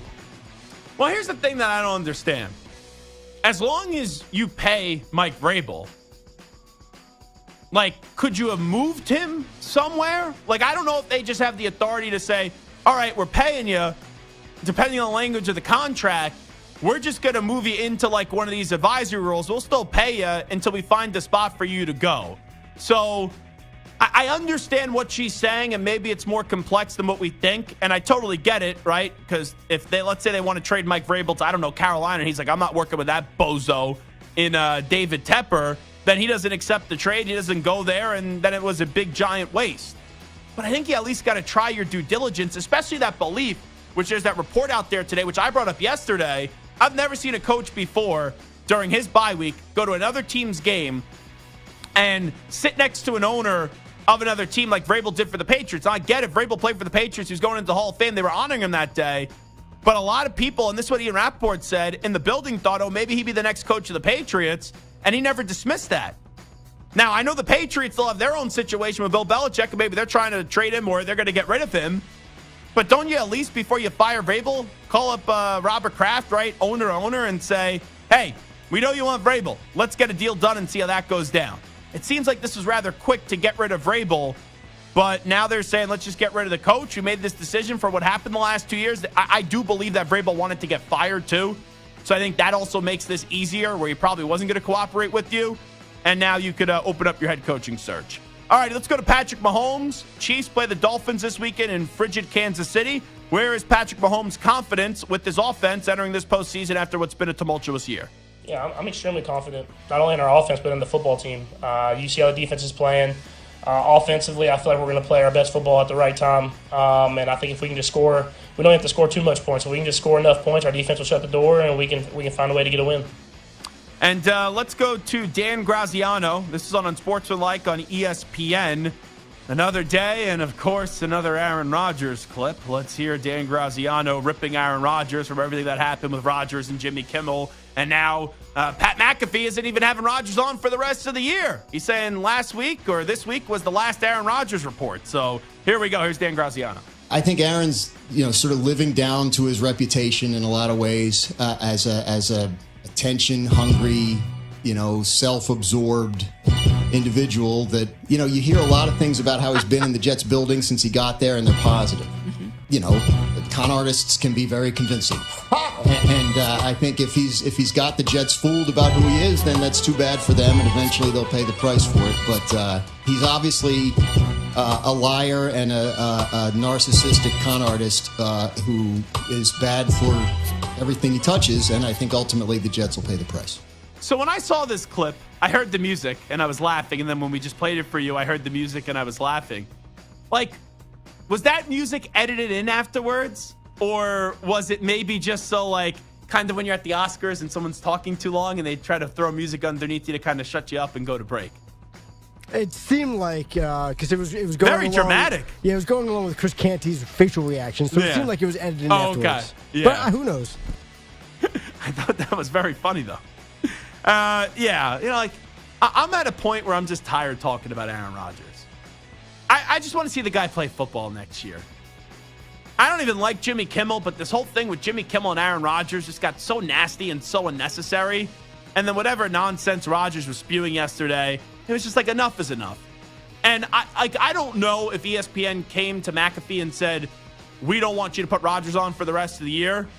Because then, just from a talent perspective, that's a very successful segment for ESPN, whether it's creating good news or bad news. That's the stuff that you hear the most from the McAfee show is with Rodgers.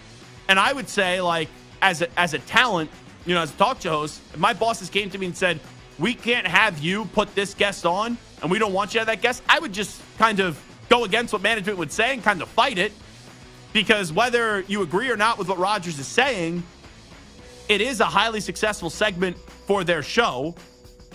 And I ultimately think if ESPN did step in, you run that risk of McAfee just tuning you out and basically saying bleep you. So I'm going to say that this was more so ultimately McAfee's decision. And McAfee's different than any other talent right now doing sports talk radio. But I don't think ESPN's disappointed with this news today. Here is Charles Barkley on CBS Mornings on Aaron Rodgers' comments about Jimmy Kimmel. Here we go. If Aaron Rodgers had said that about you, implied that you had been on the Epstein list, how would you handle that? I'd have punched him in the face. What do you mean, punch him in the face? You know what the hell punch him in the face means? I would just, But you mean metaphorically you would punch him in the face? No, I meant rhetorically, whatever the hell. See, she got me using big words. See these knuckles? Nate, I don't even know what those words mean. Rhetorical, metaphorically. You don't mean you would... No, I don't even know what they mean. Rhetorical, metaphorically? I don't even know what those words mean. Hell yeah, I'll punch him in the face. I don't understand there why you wouldn't just believe and why you would be shocked that Barkley would say that. And it may end up making for a great clip. But you think he was kidding? And I don't fault Barkley at all. If you're going to assume or basically floated out there that you have something that's going on with being a pedophile that's associated with your name, like if Stu, no offense, Stu, I love you, but I'm looking at you right now. If Stu got on the radio or another show and said, yeah, I don't want to even say my name with the sentence, but so-and-so is a pedophile, and that was about me, of course, I'd see Stu. I wouldn't say, hey, what do you know that I don't know? I'd probably just walk up to Stu and punch him in the face. But that's Barkley. I love Barkley. Barkley is my favorite, even though he's a former NBA player, he's my favorite sports personality right now. Because he's the one guy in all of sports media that you can't cancel. And he always gives you, whether it's right or wrong, his genuine, honest opinion, and he's never afraid to dance around a certain topic. Alrighty, that's a news brief. It is the Zach Gelb Show on CBS Sports Radio. We will come on back. We now have 6 jobs that are open. We have the Panthers. We have the Seattle Seahawks. We have Las Vegas, Tennessee, the Commanders, and the LA Chargers. How do we rank those jobs available? We will get into that conversation 1 to 6, 1 being the most attractive, 6 being the least attractive, the most unattractive job in the NFL out of the 6 that we have open. We return. You grab a phone line, 855-212-4CBS, 855-212-4227. And also, you could always follow along with the radio program on youtube.com/CBS Sports Radio. We stream it. And you can follow me on social media, Twitter and Instagram, at Zach Gelb, ZachGelb. If you don't follow, well, you got 5 minutes during a break. Listen to commercials and make sure you get on social media and follow me right now.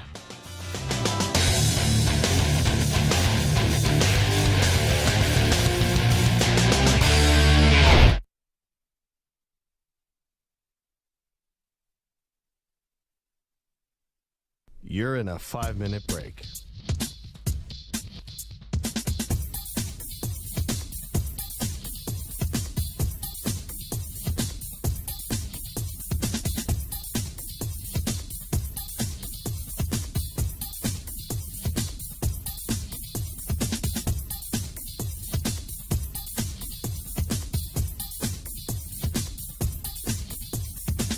Four minutes, 30 seconds remaining.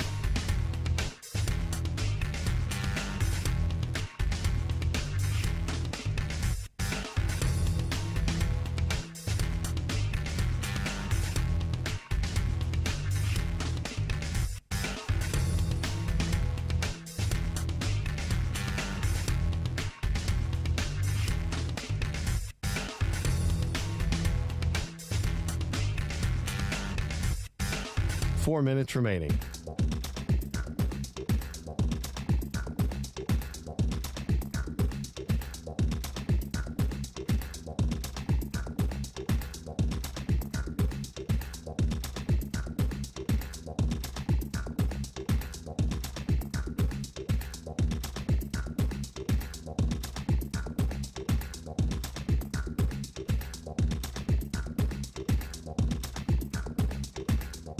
Three minutes, 30 seconds remaining.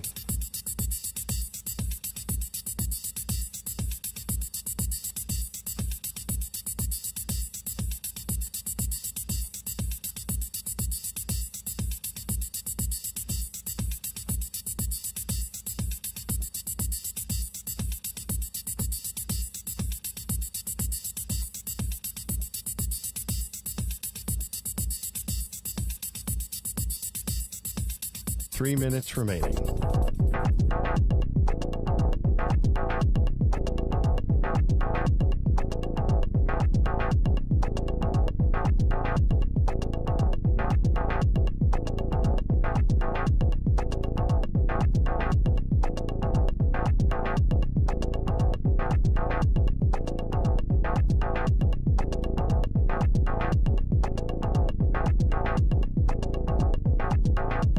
Two minutes, 30 seconds remaining.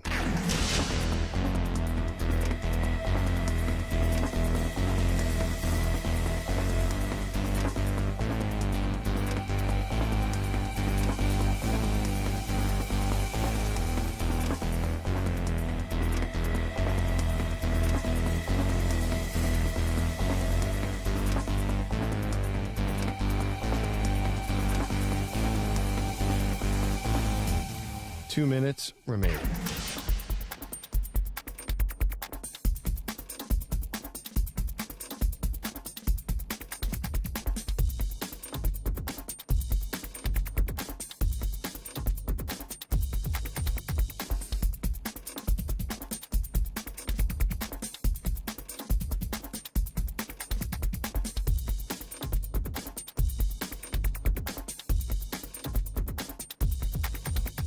1 minute, 30 seconds remaining.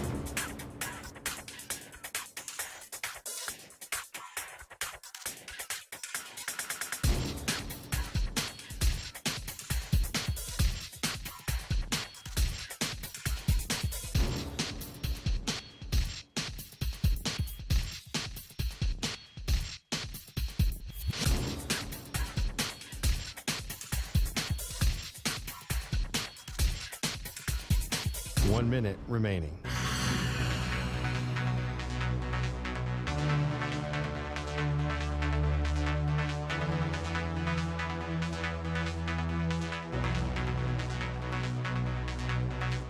Forty-five seconds remaining.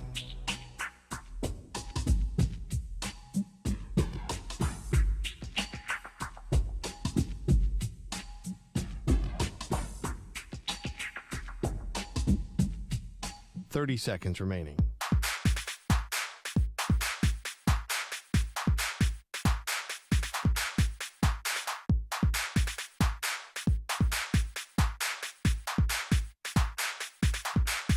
Fifteen seconds.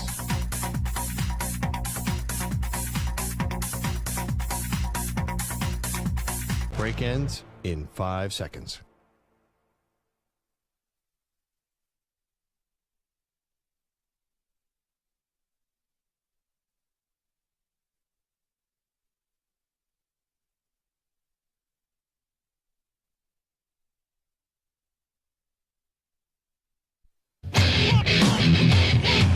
He's live.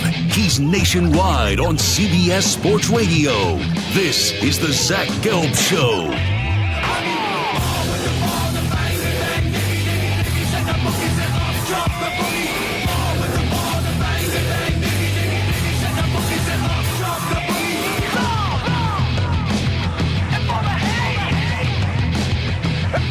Here's your host, Zach Gelb.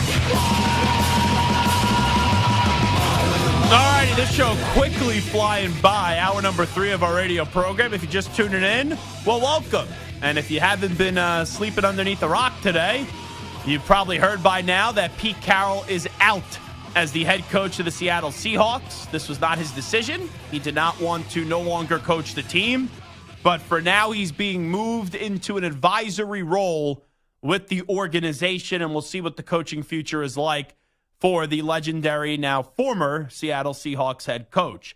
So I actually misspoke. There are 7 jobs that are now open in the NFL. It's the Carolina Panthers, the Las Vegas Raiders, the Seattle Seahawks, the Washington Commanders, the Tennessee Titans, the Los Angeles Chargers, and the Atlanta Falcons. So we have 7 jobs that are now open. And you could still see the Patriots open up. And a lot of people still expect the Patriots to open up, but there's been no official announcement one way or the other with Bill Belichick. I guess other jobs that you can monitor. I don't think Sean McDermott is going to get fired. I don't think the Bills will do it. But I guess you could still monitor him depending on if they lose this weekend up against the Pittsburgh Steelers. I don't think the Bills are going to lose this weekend against the Steelers, especially with no TJ Watt. But you lose that game, maybe it makes them reevaluate things in Buffalo. I do think, though, with the Pagula Bean relationship with Sean McDermott, I do believe Sean McDermott is safe. You know, Robert Saleh is safe with the Jets. You've heard that from Woody Johnson. No other potential shakeups in the AFC. When you look at the AFC West, in the AFC North, everyone's safe as well. I know there's been some speculation about Tomlin. I think as long as Tomlin wants to be the coach of the Steelers next year, he's going to be the coach of the Steelers. Obviously, everyone else is safe in the AFC South with the aftermath of the Mike Vrabel firing. And then in the NFC, the Cowboys could open up. You know, they lose this weekend, or how they lose in the divisional round, I do think can play a factor in the Mike McCarthy sweepstakes. Everyone else now after the Seahawks lose is safe in the NFC West. Gannon did a good job in year 1, and we know Shanahan and McVay aren't going anywhere. NFC North, that was announced today, Eberflus is coming back with the Bears, so you could take them out of the running. And in the NFC South, I guess, you know, maybe like you could still think about Dennis Allen, but I think Dennis Allen's going to be safe, and I would be surprised at this point, since winning the division and having a better record than they did last year, especially without now Tom Brady. I don't think if the Eagles beat the Bucs this weekend, then Todd Bowles is going to get fired. So we have 7 jobs for sure that are open, and I guess there's 3 or 4 that you just got to monitor. I believe the expectation is the Patriots will open up, but no announcement has been made there, and I guess you could then monitor teams like the Steelers, teams like the Buffalo Bills, and the Dallas Cowboys as well, depending on the results of their postseason run. So here's how I'm going to rank the jobs that are available. Samter, let me ask you this, as Tyler Matakevich is going to join us coming up from the Buffalo Bills, one of their captains at 5:20 p.m. Eastern. The 7 jobs that are open, do you want to hear them from 1 to 7 or 7 to 1, 7 being the most unattractive job and 1 being the most attractive job that is open in my mind? Count me down, 7 to 1. Okay. Least attractive to most. Okay. So in at number 7, I think it's Tennessee. I believe the Tennessee Titans right now are the least unattractive or the most unattractive job in the NFL. What do they really have? Like, Will Levis was fine. I don't know anyone could say that he's a franchise quarterback. Your bread and butter for this run was also Derrick Henry. He made it clear with his contract coming to a close and coming to an end that he's on his way out with the emotional goodbye that he had over this weekend. DeAndre Hopkins has a year left on this deal, but there's not a lot of foundational pieces that you have in Tennessee right now. So I don't think Tennessee is all that attractive. Plus, you're in a division now that all of a sudden has become a better division. I know Jacksonville was disappointing this year, but they still have some good young foundational pieces that need to reach their apex. The Colts, with Gardner Minshew, if they would have just put Jonathan Taylor in the game or their third-string running back would have caught the ball, they would have been in the playoffs. And the Texans right now look like to be the team to beat for the foreseeable future in the AFC South because they have a great quarterback in C.J. Stroud and a very good, potentially great young head coach in DeMeco Ryans. So Tennessee's division is better than what it's been in a while, and they don't have a lot of pieces that you could latch onto and say, okay, you have a good foundation in place. And also what scares me there is you have a GM that's been there now for a year in Rand Carthon, and you're going to have a new coach coming in. So how long do you give that GM before you say, okay, the GM is not working, and then what happens to the head coach? Like, you don't always have to do it this way, but I do like a lot of times when teams are bringing in a new coach and they're also bringing in a new general manager. So I'd put Tennessee in at number 7. In at number 6, it's the Carolina Panthers. The Carolina Panthers have a young quarterback that I like in Bryce Young, but they are about to ruin their young quarterback. When Adam Thielen this past year was his best weapon, you brought in an overrated Miles Sanders. The offensive line did a complete 180, but let's not sugarcoat this. The biggest problem with Carolina is David Tepper. And I was very close to putting the Panthers in at 7, but with Tennessee opening up and just not knowing what Will Levis is going to be or what Will Levis could be, and still knowing what Bryce Young can be, but I just fear they're going to mess him up, that's the reason why we're splitting hairs with the Panthers not being the most unattractive job right now in the NFL. So it's not a ringing endorsement, me moving the Panthers up one spot to 6. I still think they're a bad job because I don't trust David Tepper.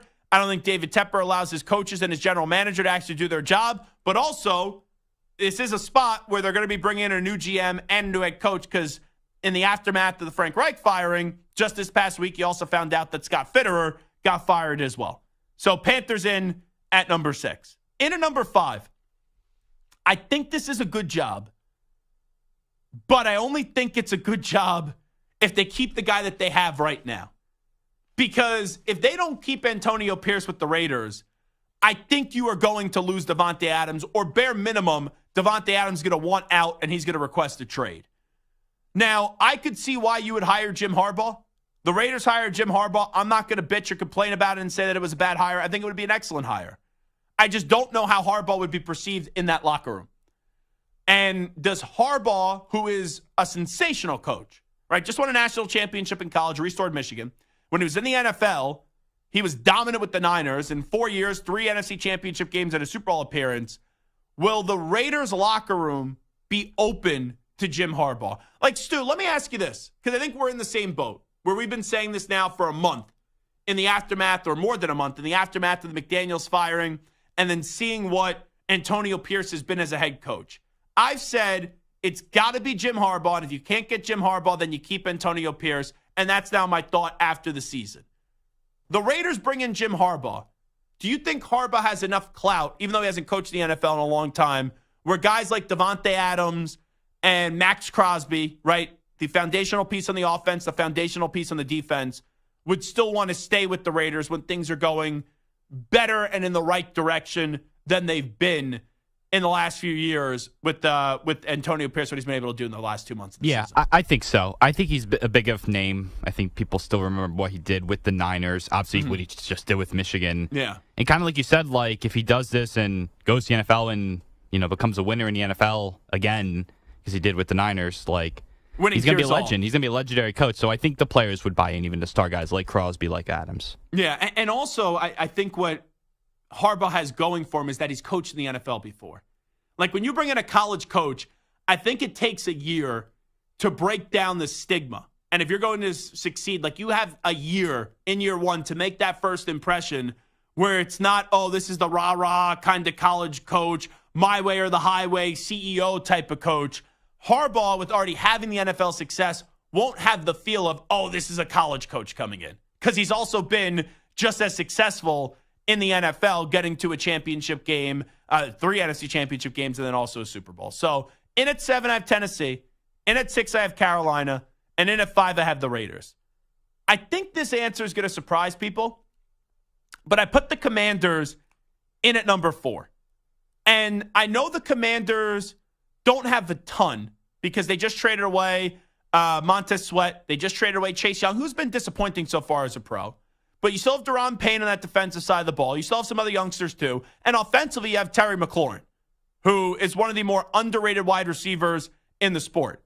What the Commanders have is they have the 2nd overall pick, and they have a new life and a new foundation with a new owner in Josh Harris. Samter, what are you about to say? Wow. What, the Commanders? That's a wow? No. Forget Do we have about breaking news? Breaking news. Belichick's out? More shocking. More shocking. If you thought that Pete Carroll was shocking this morning. Wait, someone's out of a job now? Somebody else is out of a job. Not in the NFL. What sport? College football. Ryan Day? Nick Saban is retiring, sources tell ESPN. Are you Nick serious? Saban is retiring, according to Chris Lowe of ESPN, retweeted by Adam Schefter. Nick Saban is out in Alabama. That's a blue check mark? Is that verified? You sure about that? Now, Chris Lowe is not blue check mark. He's 68,000 followers. He is ESPN senior writer. He was retweeted by Adam Schefter, and other people are now taking it as well. Yeah, I just got a few texts. Other blue check marks are taking it. Yeah, no, he's retired. You know what this is? We've seen this before. Wow. Hold on. We've seen this before. When it comes to some of these older coaches, whether it is Roy Williams, Mike Krzyzewski, or even someone that's younger, like a Jay Wright, that was at a legendary status. I know those are all coaches that are in the basketball world, but even Chris Peterson, right, who joined us not that long ago. This is a different era of college athletics. And even though a lot of people say, oh, play the small violin, you're making so much money, with the NIL and the transfer portal, which all things I'm for, it is a totally different game than what we've had before. And that changes it. And when you're used to something for so many years and that format changes and you're already a legendary status and you're already, right, the greatest college coach or one of the greatest college coaches of all time, you don't usually like to adjust. You don't usually like to adapt. And Saban has done everything. He started to do TV, did that weekly spot with McAfee this year. So now he'll go into TV and he'll basically just put his feet up and enjoy the rest of it. But I'm shocked today still with all that being said. Wow. And you now start to think about it. His last game was a Bad play call at the end. A bad last-second play call at the end lost to Michigan in the college football and a bad playoffs. snap. So who cares? No one's going to remember that. That's like when... No. Hold on. That's like when Brady threw a pick six to Logan Ryan in his final game. When you're talking about a guy that's this legendary, no one's going to give a crap about the final. No, I'm not talking about the final play. I'm just thinking about the final game. Like, we saw that game. All the talk was about Jim Harbaugh. Yeah. Oh, man, Harbaugh finally won a playoff game. Harbaugh's going to the playoffs. Wow. There wasn't any talk about Nick Saban. It wasn't like, man, Nick Saban brought Alabama to another playoff, defied all the odds in an early season loss to Texas, beat Georgia, and got to the play. There was no Nick Saban talk. That was a little bit. A little bit. It was all like, oh, should Alabama have got in over Florida State? That was the talk, right? Nick Saban kind of went out. Not with a whimper, just kind of floated off into the distance. Well, it wasn't Mike Krzyzewski where it was like, oh, let's bow down and kiss your feet for a year. That's for sure. And Mike Krzyzewski getting to the Final Four, losing to UNC in one of the most epic matchups in the history of college basketball. And this was an all-time great game, that Rose Bowl. It really was. It was, but we didn't realize. We didn't understand. I mean, both those coaches might be gone. I kind of find this really funny. Both those coaches, and who's to say that Steve Sarkisian is not going to be the lead candidate to take over Alabama? You can get a better brings name than Arch Sark. Manning with him. You can get a better name than Sark. I think Sark will stay at Texas. Dabo? So, no, I wouldn't want Has the Dabo. luster come off of Dabo a little bit? Yes, and I was the first person to say that about 3 years ago. Oh, I have a perfect idea. Your favorite coach in college football? Jimbo Fisher. I know you love Jimbo. Stop. But it is funny. Wow. So I'm doing this list, right? We're talking about in this segment the jobs that are available.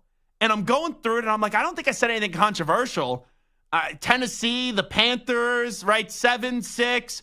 Which job would you want? The Raiders. And once I said the Raiders, after Stu said something, I looked at Samter's face, and I thought he saw a ghost. And then I said the Commanders, and I go, I must have misspoke. I must have said something wrong. Like, I must have said something crazy. And then Samter's like, oh, we got breaking news. We got breaking news. Now, and that was news I did not see coming. I saw it about 2 minutes before I said it, but I had to confirm because Chris Lowe is not verified. He is an ESPN writer. He does have 70,000 followers, and it was retweeted by Schefter, but I had to confirm this it before sucks for Pete I Carroll. came to air. So much Poor for Pete Carroll getting. I know he basically got fired today. He was just up on the podium crying his eyes out. No one cares. He's done. No one's going to even talk about Pete Carroll for the rest of the week. This is wild. So Saban out at Alabama. He's retired. This might be the most interesting coaching cycle in the history of the sport. Between Jim Harbaugh, maybe Belichick, Pete Carroll, who knows about Tomlin, Mike Vrabel, Nick Saban being gone, the Bama job being open, Lane Kiffin maybe heads over to Bama. I mean, there's so much that could happen. This is absolutely shocking. It is. So do you want me to just quickly give you the other names of how I rank these jobs? No, I want to hear about Nick Saban. I don't care about the rest of the list. This is stunning. I know you heard some rumors, but you know what? There's actually some similarities with Carroll and Saban. Because even with their age, they both still look incredibly young, and they still look like they want to do this. But clearly behind the scenes, and maybe a few years ago, when Saban went after it with Jimbo Fisher, and that was because he was basically begging the small businesses at that small business conference to pay more money so they could increase the NIL collective, I think he probably just got fed up with this. Because when you're at that status, it's not easy to change like the my way or the highway approach, because even though that Alabama has 5 4-star recruits on every part of the depth chart, there's still a developmental process that takes place. And when you have these big star recruits and they're not seeing the playing time that they want, they could easily just get out and transfer at no cost. So that's the only thing I could think of is that Saban just had enough. And if this is the way he wants to go out, can't crush him for it. But man, Pete Carroll, so much for being the story today. That didn't even last 2-3 hours. You have an enormous name, mega name, the college coach, the greatest college coach, Nick Saban, retiring from Alabama. And I'm not going to give you like a hot take in the moment. I got to think about who's going to be the next coach of Alabama. I really got to think about that because nothing's coming to mind right away. Nothing is coming to mind right away, but everyone and then some is going to want this job. And I don't think, maybe outside of Kirby Smart right now at Georgia, that there's a coach that when you look at that job, you, if Alabama comes calling, you definitely say no. Outside of Kirby Smart. So this is going to be interesting. This is going to be interesting. Dan Lanning? Now, I know Dan Lanning at A&M. When A&M was the rumored job that maybe Dan Lanning would leave Oregon for, he said, no, I'm going to stay at Oregon. Kalen DeBoer at Washington? Want to get the big boy job at Alabama? Whew. How about the changes in the SEC? There's Oklahoma and Texas coming in. Now Alabama is open. Wow. Oh, boy, I can hear Dave Portnoy right now. Michigan killed Alabama. Killed the big bad SEC. I know he's saying that. But think about it. Jim Harbaugh ended Nick Saban. That's it? No, I think NIL and the transfer portal ended Nick Saban. Yes, but the reality, the fact is that the NIL Nick and transfer Saban's last portal game was a loss to Jim Harbaugh. And once again, you're making that a big deal. No one's going to remember his final game. No one will. They'll remember all the championships that he won. Zach Gelb Show, CBS Sports Radio. You're in a 5-minute break.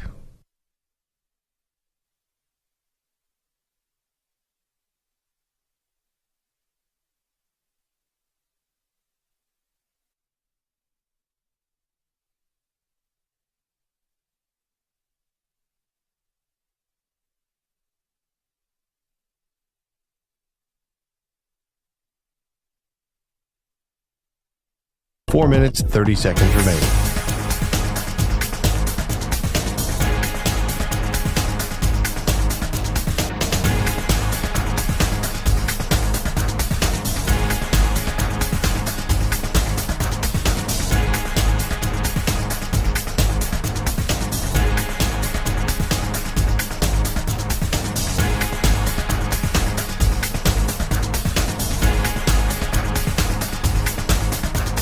Four minutes remaining.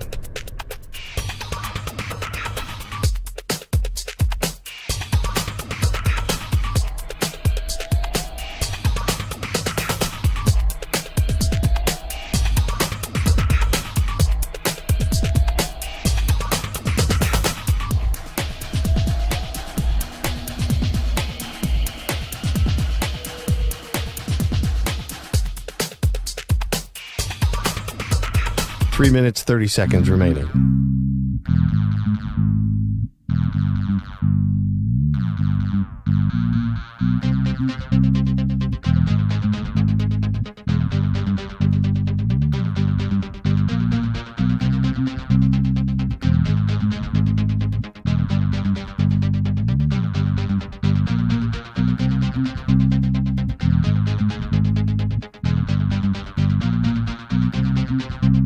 Three minutes remaining.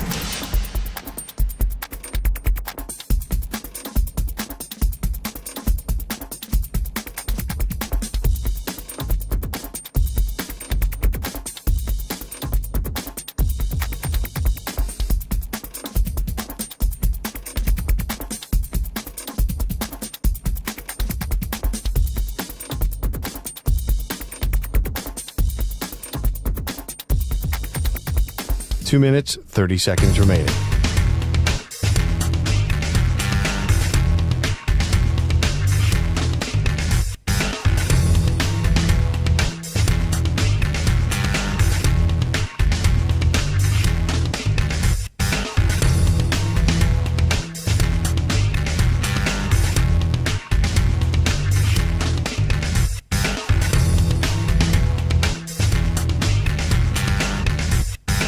Two minutes remaining.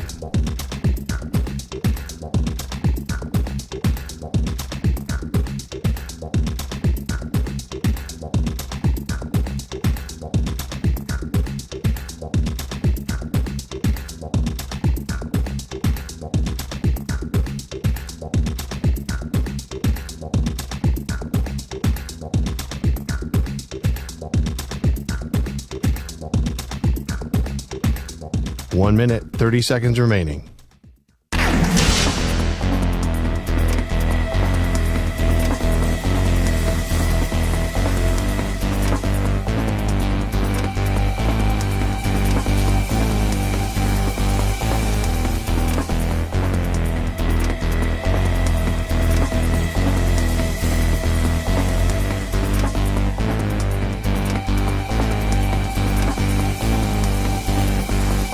1 minute remaining.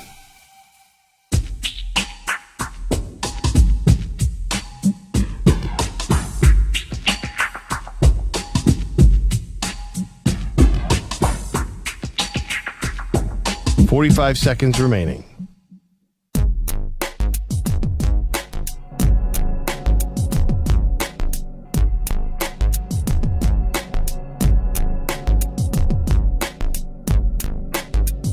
$30 seconds remaining.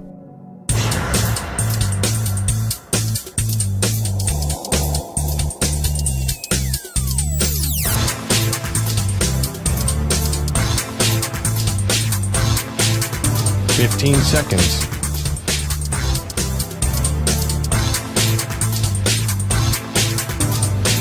Break ends in 5 seconds.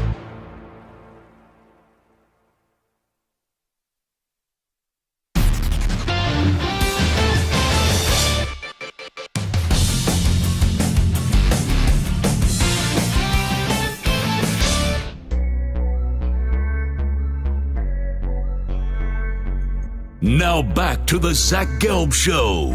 Alrighty. We thought the shocking news of the day was going to be Pete Carroll no longer being the head coach of the Seattle Seahawks. Then, how about the bombshell story that we just got 15 minutes ago? Nick Saban, the GOAT, saying, I'm retiring from Alabama. Pete Thamel just put this tweet out there. With no likely internal replacements at Alabama, here's a quick projected target list. Dan Lanning, the name that I said. Kalen DeBoer, Dabo Sweeney, Mike Norvell, Marcus Freeman, and James Franklin. At Alabama, if they hire James Franklin, oh boy, I will hit the floor, I'll laugh, I'll roll over, keep on laughing, and I don't think I'll ever be able to stand back up again. You can't hire James Franklin. You know, I got to know who James Franklin's agent is, because whoever his agent is, I may have to hire him, as much as I love my agent and Mark Lepselter, because every time there's a job out there, James Franklin's name pops up, and it seems like he never gets it. But anyway, let's go out to the guest line right now. Welcome in a captain of the Buffalo Bills. The Bills are AFC East champs, and they are playing in Buffalo this weekend as the 2 seed as they welcome in the Pittsburgh Steelers. Someone that played for the Steelers. Now he plays for the Buffalo Bills and is a college buddy of mine from Temple University, where he won the Bronco Nagurski Award. That, of course, is Tyler Matakevich. Tyler, how are you, my friend? Zach, how we doing, buddy? Well, it's been a busy day, but I'm doing great and always great to have you on the show. So kind of look back at this season. There was some bad, then there was some good. And through all the criticism your team received, you guys still found the way for the 4th year in a row to win the AFC East. Yeah, absolutely. I mean, we definitely had some ups and downs this year, you know. I think everyone had high expectations, as did we, you know what I mean? And, I mean, this league is tough to win, you know. Each week, it's whoever plays the best. Records don't matter. And, I mean, next thing you know, we were sitting at 6-6. And I think a lot of people, like you said, like, written us off, you know, didn't think we would be where we're at. And, you know, in the last 5 weeks, we just took it one game at a time and really just treated it as the playoffs, you know what I'm saying? And now here we are, and we had an opportunity to clinch the division. Like you said, 4th year in a row. I mean, that's just absolutely amazing. You know, it's an awesome feeling, and especially how the game went this past Sunday. I mean, you can't be anything but happy. You could see how relieved your teammates were after the game, just following guys like you and Deion Dawkins on social media and just seeing the behind the scenes of the locker room. That win on Sunday night with everybody watching was extremely special. And, you know, I think you guys already had your confidence back, but if you didn't, I think when you go through all this controversy and all this ups and downs of a season to still win the division, you know, now I think the Buffalo Bills are back, and I'm excited to see what happens this postseason. No, absolutely. You know, I mean, that game was nuts. I mean, the first half, Miami was definitely doing some things. I mean, we were doing some good things too, but we made some adjustments at halftime. And, I mean, the defense came out, pitched a shutout. I mean, they honestly dominated that second half. And then just the punt return with Hardy, I mean, it was only a matter of time before a guy like that gets loose. You know what I'm saying? I mean, he's capable of that. And, I mean, when it comes crunch time, you give the ball to 1-7. I mean, he's a game changer. And, I mean, shoot, that play he made on 3rd and long, just running through those tackles. I mean, I know there was big plays in that game, but shoot, to me, just watching that on the sideline, I couldn't believe what I was watching. Talking to Tyler Matakevich right now. The Josh Allen experience is something. I equate it to being on a roller coaster ride, where there's times like the roller coaster's flipping upside down, and I'm like, what the heck am I doing? But whenever you get to the end of the roller coaster, you're like, wow, what a journey, what a trip that is. We all know this dude's one of the best quarterbacks in the league, but to see some of the problems in the first half and all the criticism that was out there on social media, which you don't see during the game, and how he turns it around, this dude is just really something. Oh, he's relentless. You know what I'm saying? I mean, he truly just is such a competitor, and I think that's one of his biggest faults at times. You know what I mean? He just wants to win so bad and do everything, and you just got to sort of tell him, like, hey, man, like, we got your back, like, you know, and he just can't help it. He's just out there doing everything, and that's what he does. And, I mean, I'm so grateful to be able to play with a guy like that because, I mean, you don't see quarterbacks like him come around too often. Guys that can just literally change the game the second he has the ball in his hands. You know there's a potential something crazy happening. And, I mean, you love it. You know what I'm saying? And, I mean, that's our captain right there.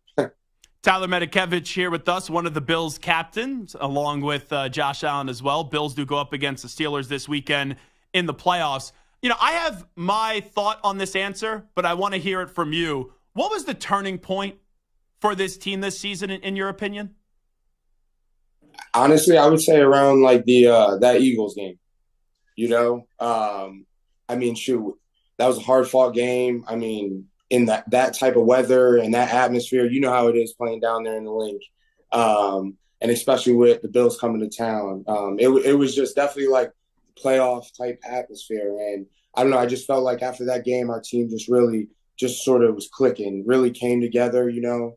And, I mean, we really just took off from there, you know, and then just took it week by week, you know. And next thing you know, we're on a 5-game win streak going into the playoffs. Talk about getting hot at the right time. I mean, I definitely think that was the turning point. Yeah, I thought it was the Kansas City game, which came right after Philadelphia, and you guys had a bye week as well. You guys beat Kansas City. You know, even though I probably shouldn't have been confident, I was confident for you guys going into that game. And then to follow it up with not only beating the Cowboys, but just obliterating the Dallas Cowboys. You know, after you put those two performances together, you know, you start to put the Bills back in this conversation as this is a team that could accomplish whatever they want to this year. Absolutely. You know, I think throughout the season, we've just shown we can win in all different types of ways. You know what I'm saying? Someone's going to make a play. It's just a matter of time before they do it. And shoot, when we're hitting on all three phases, I mean, this team is unstoppable, you know. But you just got to come in ready each and every week. It's going to bring you new challenges. You know how this league is, especially this time of year, playoff time. You just can't make those mistakes, and you guys really got to be relentless out there. And you know what I'm saying? At the end of the game, we look up there. Hopefully we're still playing. I also want to ask you this, because you started your career in Pittsburgh, Tyler, and I know you've been with the Bills for the last few seasons. This is a playoff game. Obviously, it means a lot. You win, you move on, you lose, you know what, you go home, and you know, it's tough to deal with the playoff loss. But going up against a team that gave you your NFL start in the playoffs, I know you played them before, but this time happened in the playoffs. Just what does that mean to you personally? Oh, I'm so excited, man. I'm so jacked up, you know. I mean, they gave me this opportunity to be able to play in this league. You know, they drafted me 7th round, never forget it like it was yesterday, you know. And just forever grateful and appreciative of the Rooneys and Mike T and Kevin Colbert, who was there at the time, Dan Smith, and just all those guys for really giving me this opportunity to just show the world what I can do, you know. And now I'm grateful to be here. So it's definitely going to be a special day, I think, for me. But shoot, man, I'm excited. There's nothing like playoff football. I can't wait. And the last thing I'll ask you, Tyler Matakevich, your coach, Sean McDermott. What does he mean to you, and what do you want people to know about your head football coach and what he could accomplish here with the Buffalo Bills moving forward? Sean's our leader, man. I mean, he's done a tremendous job, I think, this year at just showing that he could be the head coach and the DC, you know, and through all the ups and downs, you know, he just hasn't blinked. And I think that just shows, that's just a reflection too on our team, just how we've played throughout the whole year. he's been the same, and that's really helped us out, you know what I mean, along the way, because roller coaster of a year, and you just got to try to keep your composure and stay the same. And I think that's what he's done. And he's done a tremendous job. And I mean, that's our head coach right there. Whatever he says, we're going to do. He's Tyler Matakevich, does a tremendous job in special teams defense for the Buffalo Bills, also a team captain, kind enough to join us right now on CBS Sports Radio. Tyler, always great to see you. Thanks for doing this. Zach, appreciate it, brother. You got it. There he is, Tyler Matakevich, joining us on CBS Sports Radio. All righty, the big news of the day, we thought it was Pete Carroll. Now it ends up being Nick Saban. Let's continue to rock and roll with that one. Now it's all going to come down to who replaces him. And you know they're going to call Dabo Swinney. I would be against bringing in Dabo Swinney, even with what he's accomplished. You know, I think a big part of this with Nick Saban is he's leaving because of NIL and the transfer portal. Dabo Swinney has not embraced the transfer portal, and I think the luster has worn off of Dabo Swinney. Lanning would be right at the top of my list. I know Thamel threw out there as well. Kalen DeBoer, that would be an exceptional hire. Heck, if in 2 years you could get to a national championship game at Washington, imagine what you could do with the resources at Alabama. For Mike Norvell, that would be something. I know the playoffs going to 12. You're not getting left out of the college football playoff if you're at Alabama and you're undefeated or only have 1 or 2 losses on the season. I'd be surprised if it's Marcus Freeman. And I know he's at Notre Dame, but I would be surprised by that one. I don't think he's done enough yet at Notre Dame. And I like Marcus Freeman. I think he's a good young coach, but I think he has more to prove. But everyone and then some is going to want this job. That's the thing. When jobs come available, sometimes you don't get to poach Power 5 current head coaches. When it's Alabama, outside of Kirby Smart at Georgia, I think every coach in the country is going to be interested in this job. And it's wild, too, because just in the last 2 days, we've had the Titans open up. We've now had the Seahawks open up in the NFL. And in college, we've had now Alabama open up. You probably, I'm going to assume, have Michigan open up when Harbaugh goes back to the NFL, or if he goes back to the NFL, and also still lurking the Patriots and the future of Bill Belichick. So I think you're right, Samter. Like, for the sport of football, like the last 3 years, the quarterbacks have dominated everything, right? You had Brady leaving New England. You had Matthew Stafford getting traded. You had Deshaun Watson getting traded. You had Russell Wilson getting traded. Now these coaches, just in the last 2 days, Vrabel, Carroll, Saban, potentially Harbaugh, potentially Belichick. This is going to be some cycle in the NFL and also college football. And who would have thought, usually like the college hiring cycle's done, but we're not just talking about 2 jobs that are open up late. These are 2 enormous brands. One being in Alabama, that's open now. And then the other, we're all assuming, is going to be Michigan too. Wow, wow, wow, and more wow. 855-212-4CBS, 855-212-4227. It is the Zach Gelb Show on CBS Sports Radio. We'll come on back. Guess what we're going to talk? More Nick Saban. But first up with the latest CBS Sports Radio update. I know that's not the Alabama. I know that's not Crimson, not planned either. But man, at first I thought you could be like the next coach of St. John's. Maybe are you interested in coaching Alabama? Who wouldn't be? I wouldn't put it past Kirby Smart either. You would think? Okay. You have to throw him in there. I mean, look, with all due respect to Georgia, it's not Alabama. Even though Georgia, outside of this year in the SEC championship game, recently has overtaken Alabama. I mean, but now with no Saban, that's Kirby Smart who did it, and God bless him. And look, if he wants to stay for Georgia, more power to him. But I think he at least thinks about it. And I don't think he just dismisses it immediately. And the big curious thing here is what's the fall off? Like you lose Saban, we know he's the creme de la creme coach.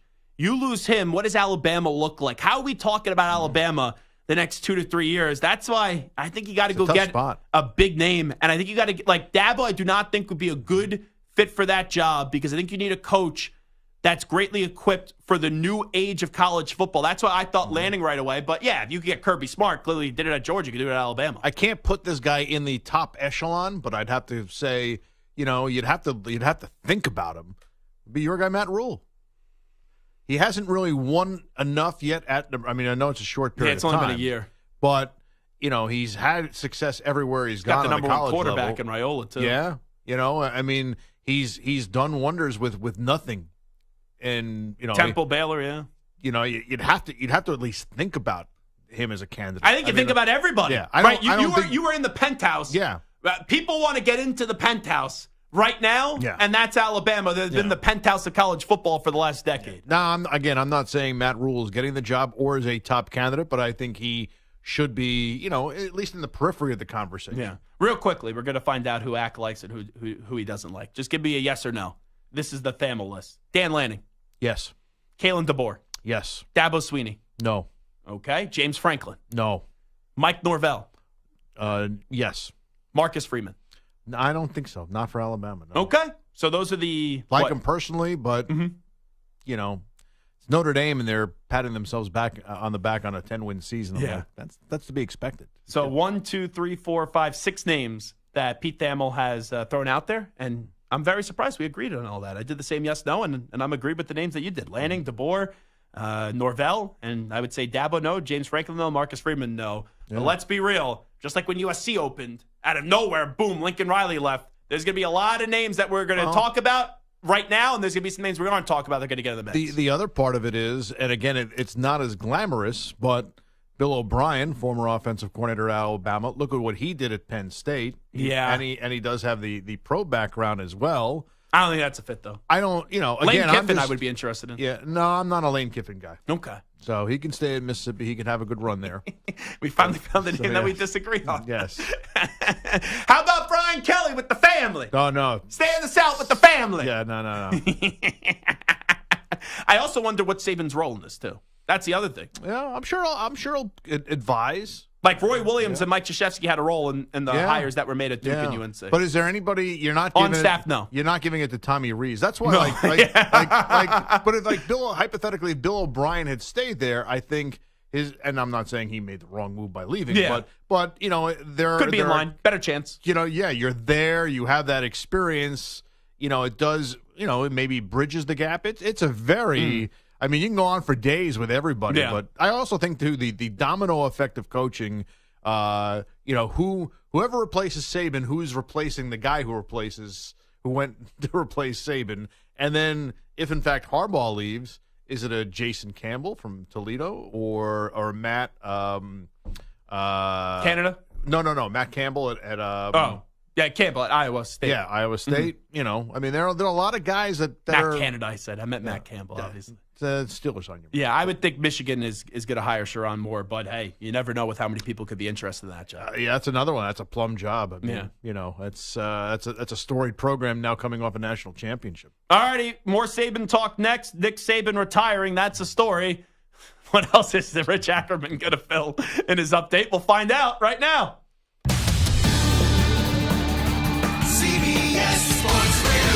Sports Flash. Quite a slow day in sports. One of the greatest coaching careers is coming to an end, with ESPN reporting that Nick Saban is retiring. The 72-year-old has won 7 national championships, 6 coming in 17 seasons at Alabama, which matches the number that Bear Bryant won as head coach of the Crimson Tide, who also won 6 SEC titles under Saban. Another septuagenarian is done. 72-year-old Pete Carroll out as coach of the Seahawks. He just finished his 14th season in Seattle, with the team going 9-8, though, for the second straight year. We lost our edge, really, and the edge to be great, which was really how we ran the football and how we played defense. It wasn't as good as it needed to be. He will remain with the organization as a senior advisor. The Bears' finish was enough to save Matt Eberflus, but he will remain. However, there will be staff changes with offensive coordinator Luke Getsy out. Ravens return man Devin Duvernay expected back for the team's first playoff game next weekend. The Clippers and Kawhi Leonard have agreed on a 3-year extension worth $153 million. They'll take on the Raptors tonight. I'm Rich Ackerman. Hey, this is JR. Let's hang out weeknights here on CBS Sports Radio for my show, The JR Sport Brief, 6 p.m. Eastern, 3 p.m. Pacific.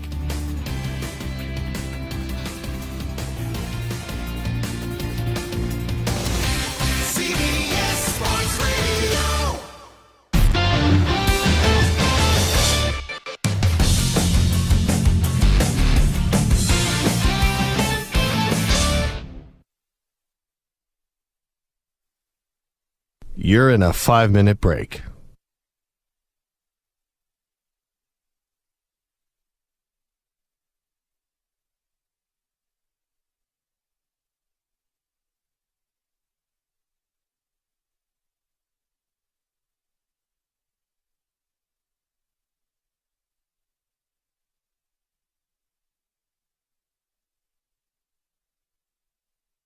Four minutes, 30 seconds remaining.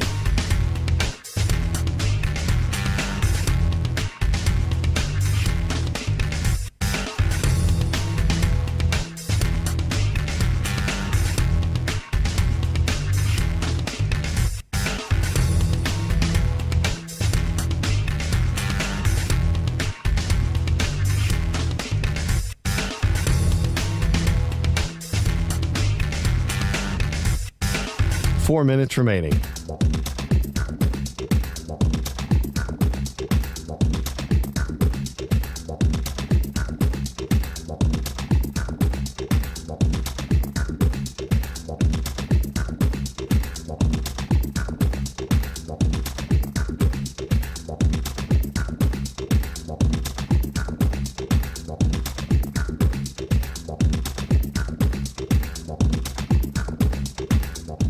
Three minutes, 30 seconds remaining.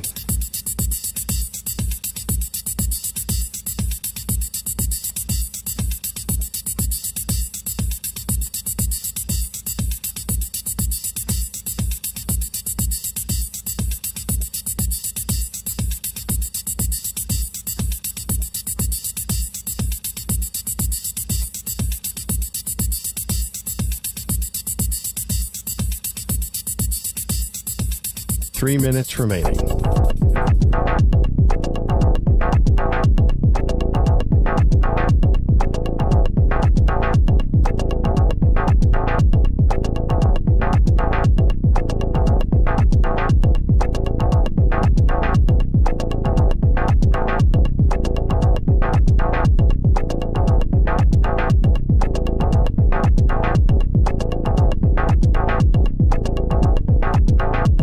Two minutes, 30 seconds remaining.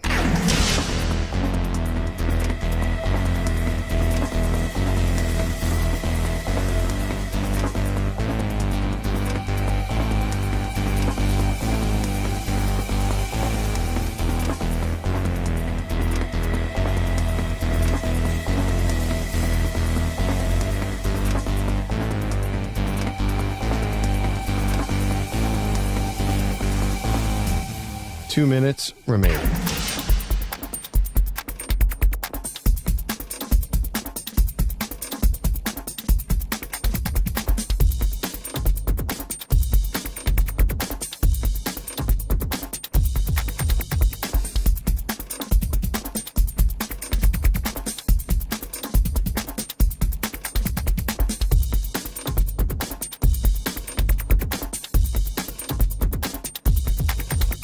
One minute, 30 seconds remaining.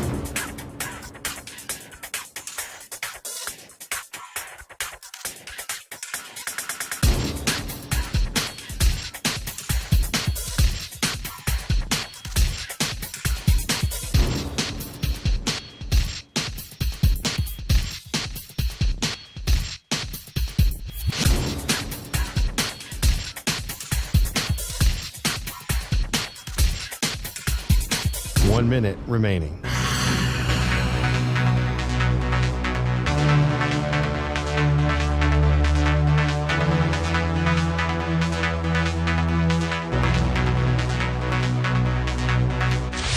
Five seconds remaining.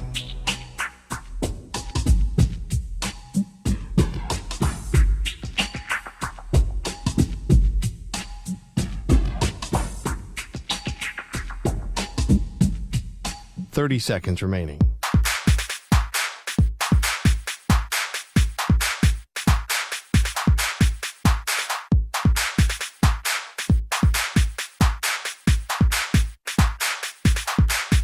Fifteen seconds.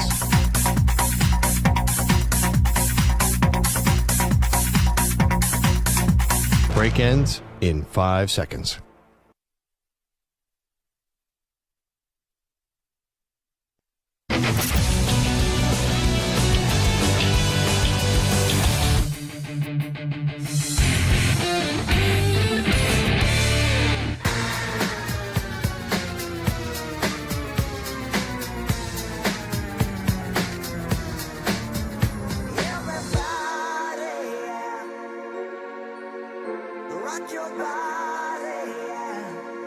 Hey, this is Howie. And this is Nick from the Backstreet Boys. And you're listening to the Zach Gelb Show on CBS Sports Radio. And guess what? Zach is back. All right. He's live. He's nationwide on CBS Sports Radio. This is the Zach Gelb Show. It's time to answer Ask the Pros question of the day, and it's brought to you by O'Reilly Auto Parts. You have Eric in Eugene say, Zach, who do you think should be the next coach of the Seattle Seahawks? You could submit a question by tweeting at CBS Sports Radio or at Zach Gelb using the hashtag #AskThePros. Think O'Reilly Auto Parts for all your car care needs. Get guaranteed low prices and excellent customer service from the professional parts people at O'Reilly Auto Parts. O'Reilly Auto Parts. I think it's Dan Quinn. That's who I think should get the job. That's who I think will get the job. Dan Quinn, next coach of the Seattle Seahawks. Now, the names for Nick Saban to replace Nick Saban in Alabama, which let's do this conversation first. The reason Nick Saban is leaving is no doubt about it. NIL, transfer portal. When you are the king of the sport and they ask you to do something different, especially when you are in your 70s, it's just, why do you want to put up with this stuff? And Saban's 72. He has a legacy that is number one in college football. He won at LSU, right? All the championships, the 6 championships at Alabama as well. There is no reason, if he is getting tired with the direction of college football, whether you agree with that conversation or not, and I think the transfer portal and the NIL, even though it's a wild, wild west at times, is more good than bad. But for a guy like Saban, even when you have all these 5- and 4-star recruits, there's still a developmental process. And you coach a certain way, and you're not going to change that much the way that you coach. So I think that Nick Saban just had enough. And his legacy, right? You don't need to coach anymore. Your legacy's already made. You're the greatest college football coach of all time. So you're 72. Go do TV, right? I'm sure it'll be on game day or something like that. Big noon kickoff. They'll have a bidding war now. And you'll do TV for a year, 2 years, 3 years, 4 years, 5 years, however long you want to do it. And that's how you still get your college football fix. And Saban will be great on TV. Now, how about this name? What about Belichick? Leaving the Patriots, following his friend, going to Alabama, replacing his guy in Nick Saban? I'm kidding, obviously, when I say that. But in the immediate reaction, the first name I gave you was Dan Lanning. That was my first thought. After Dan Lanning, personally, I think there's 3 more people that will be in play for the job. That would be great hires. Kalen DeBoer, Lane Kiffin, and Mike Norvell. You have to call Kirby Smart. As I said to Act, though, I don't think Kirby Smart's taking the job. Like, even though it's Alabama, you have Georgia humming, and the one pain that was in your rear end that you still found the way to move past the last few years is now gone with Saban leaving. I don't think you're leaving Georgia. But you know who I'd love to see get the job? I don't know if he's going to get the job. This guy is a remarkable coach. But how fun would it be if Alabama hired Mark Stoops, who A&M fans were about to get Mark Stoops? Then they all started crying, freaking out because they're a bunch of wackos. And then you got a guy that I really like in Mike Elko. But Mark Stoops has done a phenomenal job at Kentucky. He was able to attack basically John Calipari. How dare you say that we're just a basketball school? We're a football school too. 2 10-win seasons. And how fun would that be to see Mark Stoops at Alabama kick the crap out of A&M fans and give A&M fans what they deserve for the big stink that they put up about Mark Stoops. But, I know Lanning, he was adamant, Dan Lanning, when A&M was open, I'm not leaving. Nor should you have left for Oregon. Left Oregon for Alabama, for an A&M. But when you have Alabama come calling and you're an SEC guy, I think it makes it very tough. Very tough, even though he's in a great spot in Oregon, to say no to Alabama. So Saban retiring, congratulations to him. What a career. What a joy it was to watch his teams. And that will be it. Or we think it's it for Nick Saban in college football as a head coach. Wow, wow, wow, and more wow. Nick Saban retiring from Alabama. All righty. What a doozy of a Wednesday show here on CBS Sports Radio. Jim Harbaugh says, who's got it better than us? Nobody. How about us, though? Like, who's got it better than us? Nobody. For a Wednesday show with playoffs here, we barely even talked playoffs. Pete Carroll. Then Samter, I thought he was seeing a ghost. I thought something either happened terribly wrong in Samter's life or there was some crazy breaking news. And then Samter gets on the air and he goes, stop what you're doing. Nick Saban is retiring. And that was all when I was giving you a really good list of the most attractive jobs in the NFL. Let me finish that list real quickly. I know you care so much. Tennessee 7, Carolina 6, Raiders 5, Commanders 4, Seattle 3, Atlanta 2, and the Chargers 1. That's how I ranked them 7-1. Unattractive being 7, most unattractive, and the most attractive being in at number 1. All righty, this is Zach Gelb Show on CBS Sports Radio. Big thanks to Tyler Matakevich, KJ Wright for joining us, each and every one of you. Stu, Samter, great job as always. See you again tomorrow, everybody, at 3 p.m. Eastern, noon Pacific. We out. Bye-bye. Peace.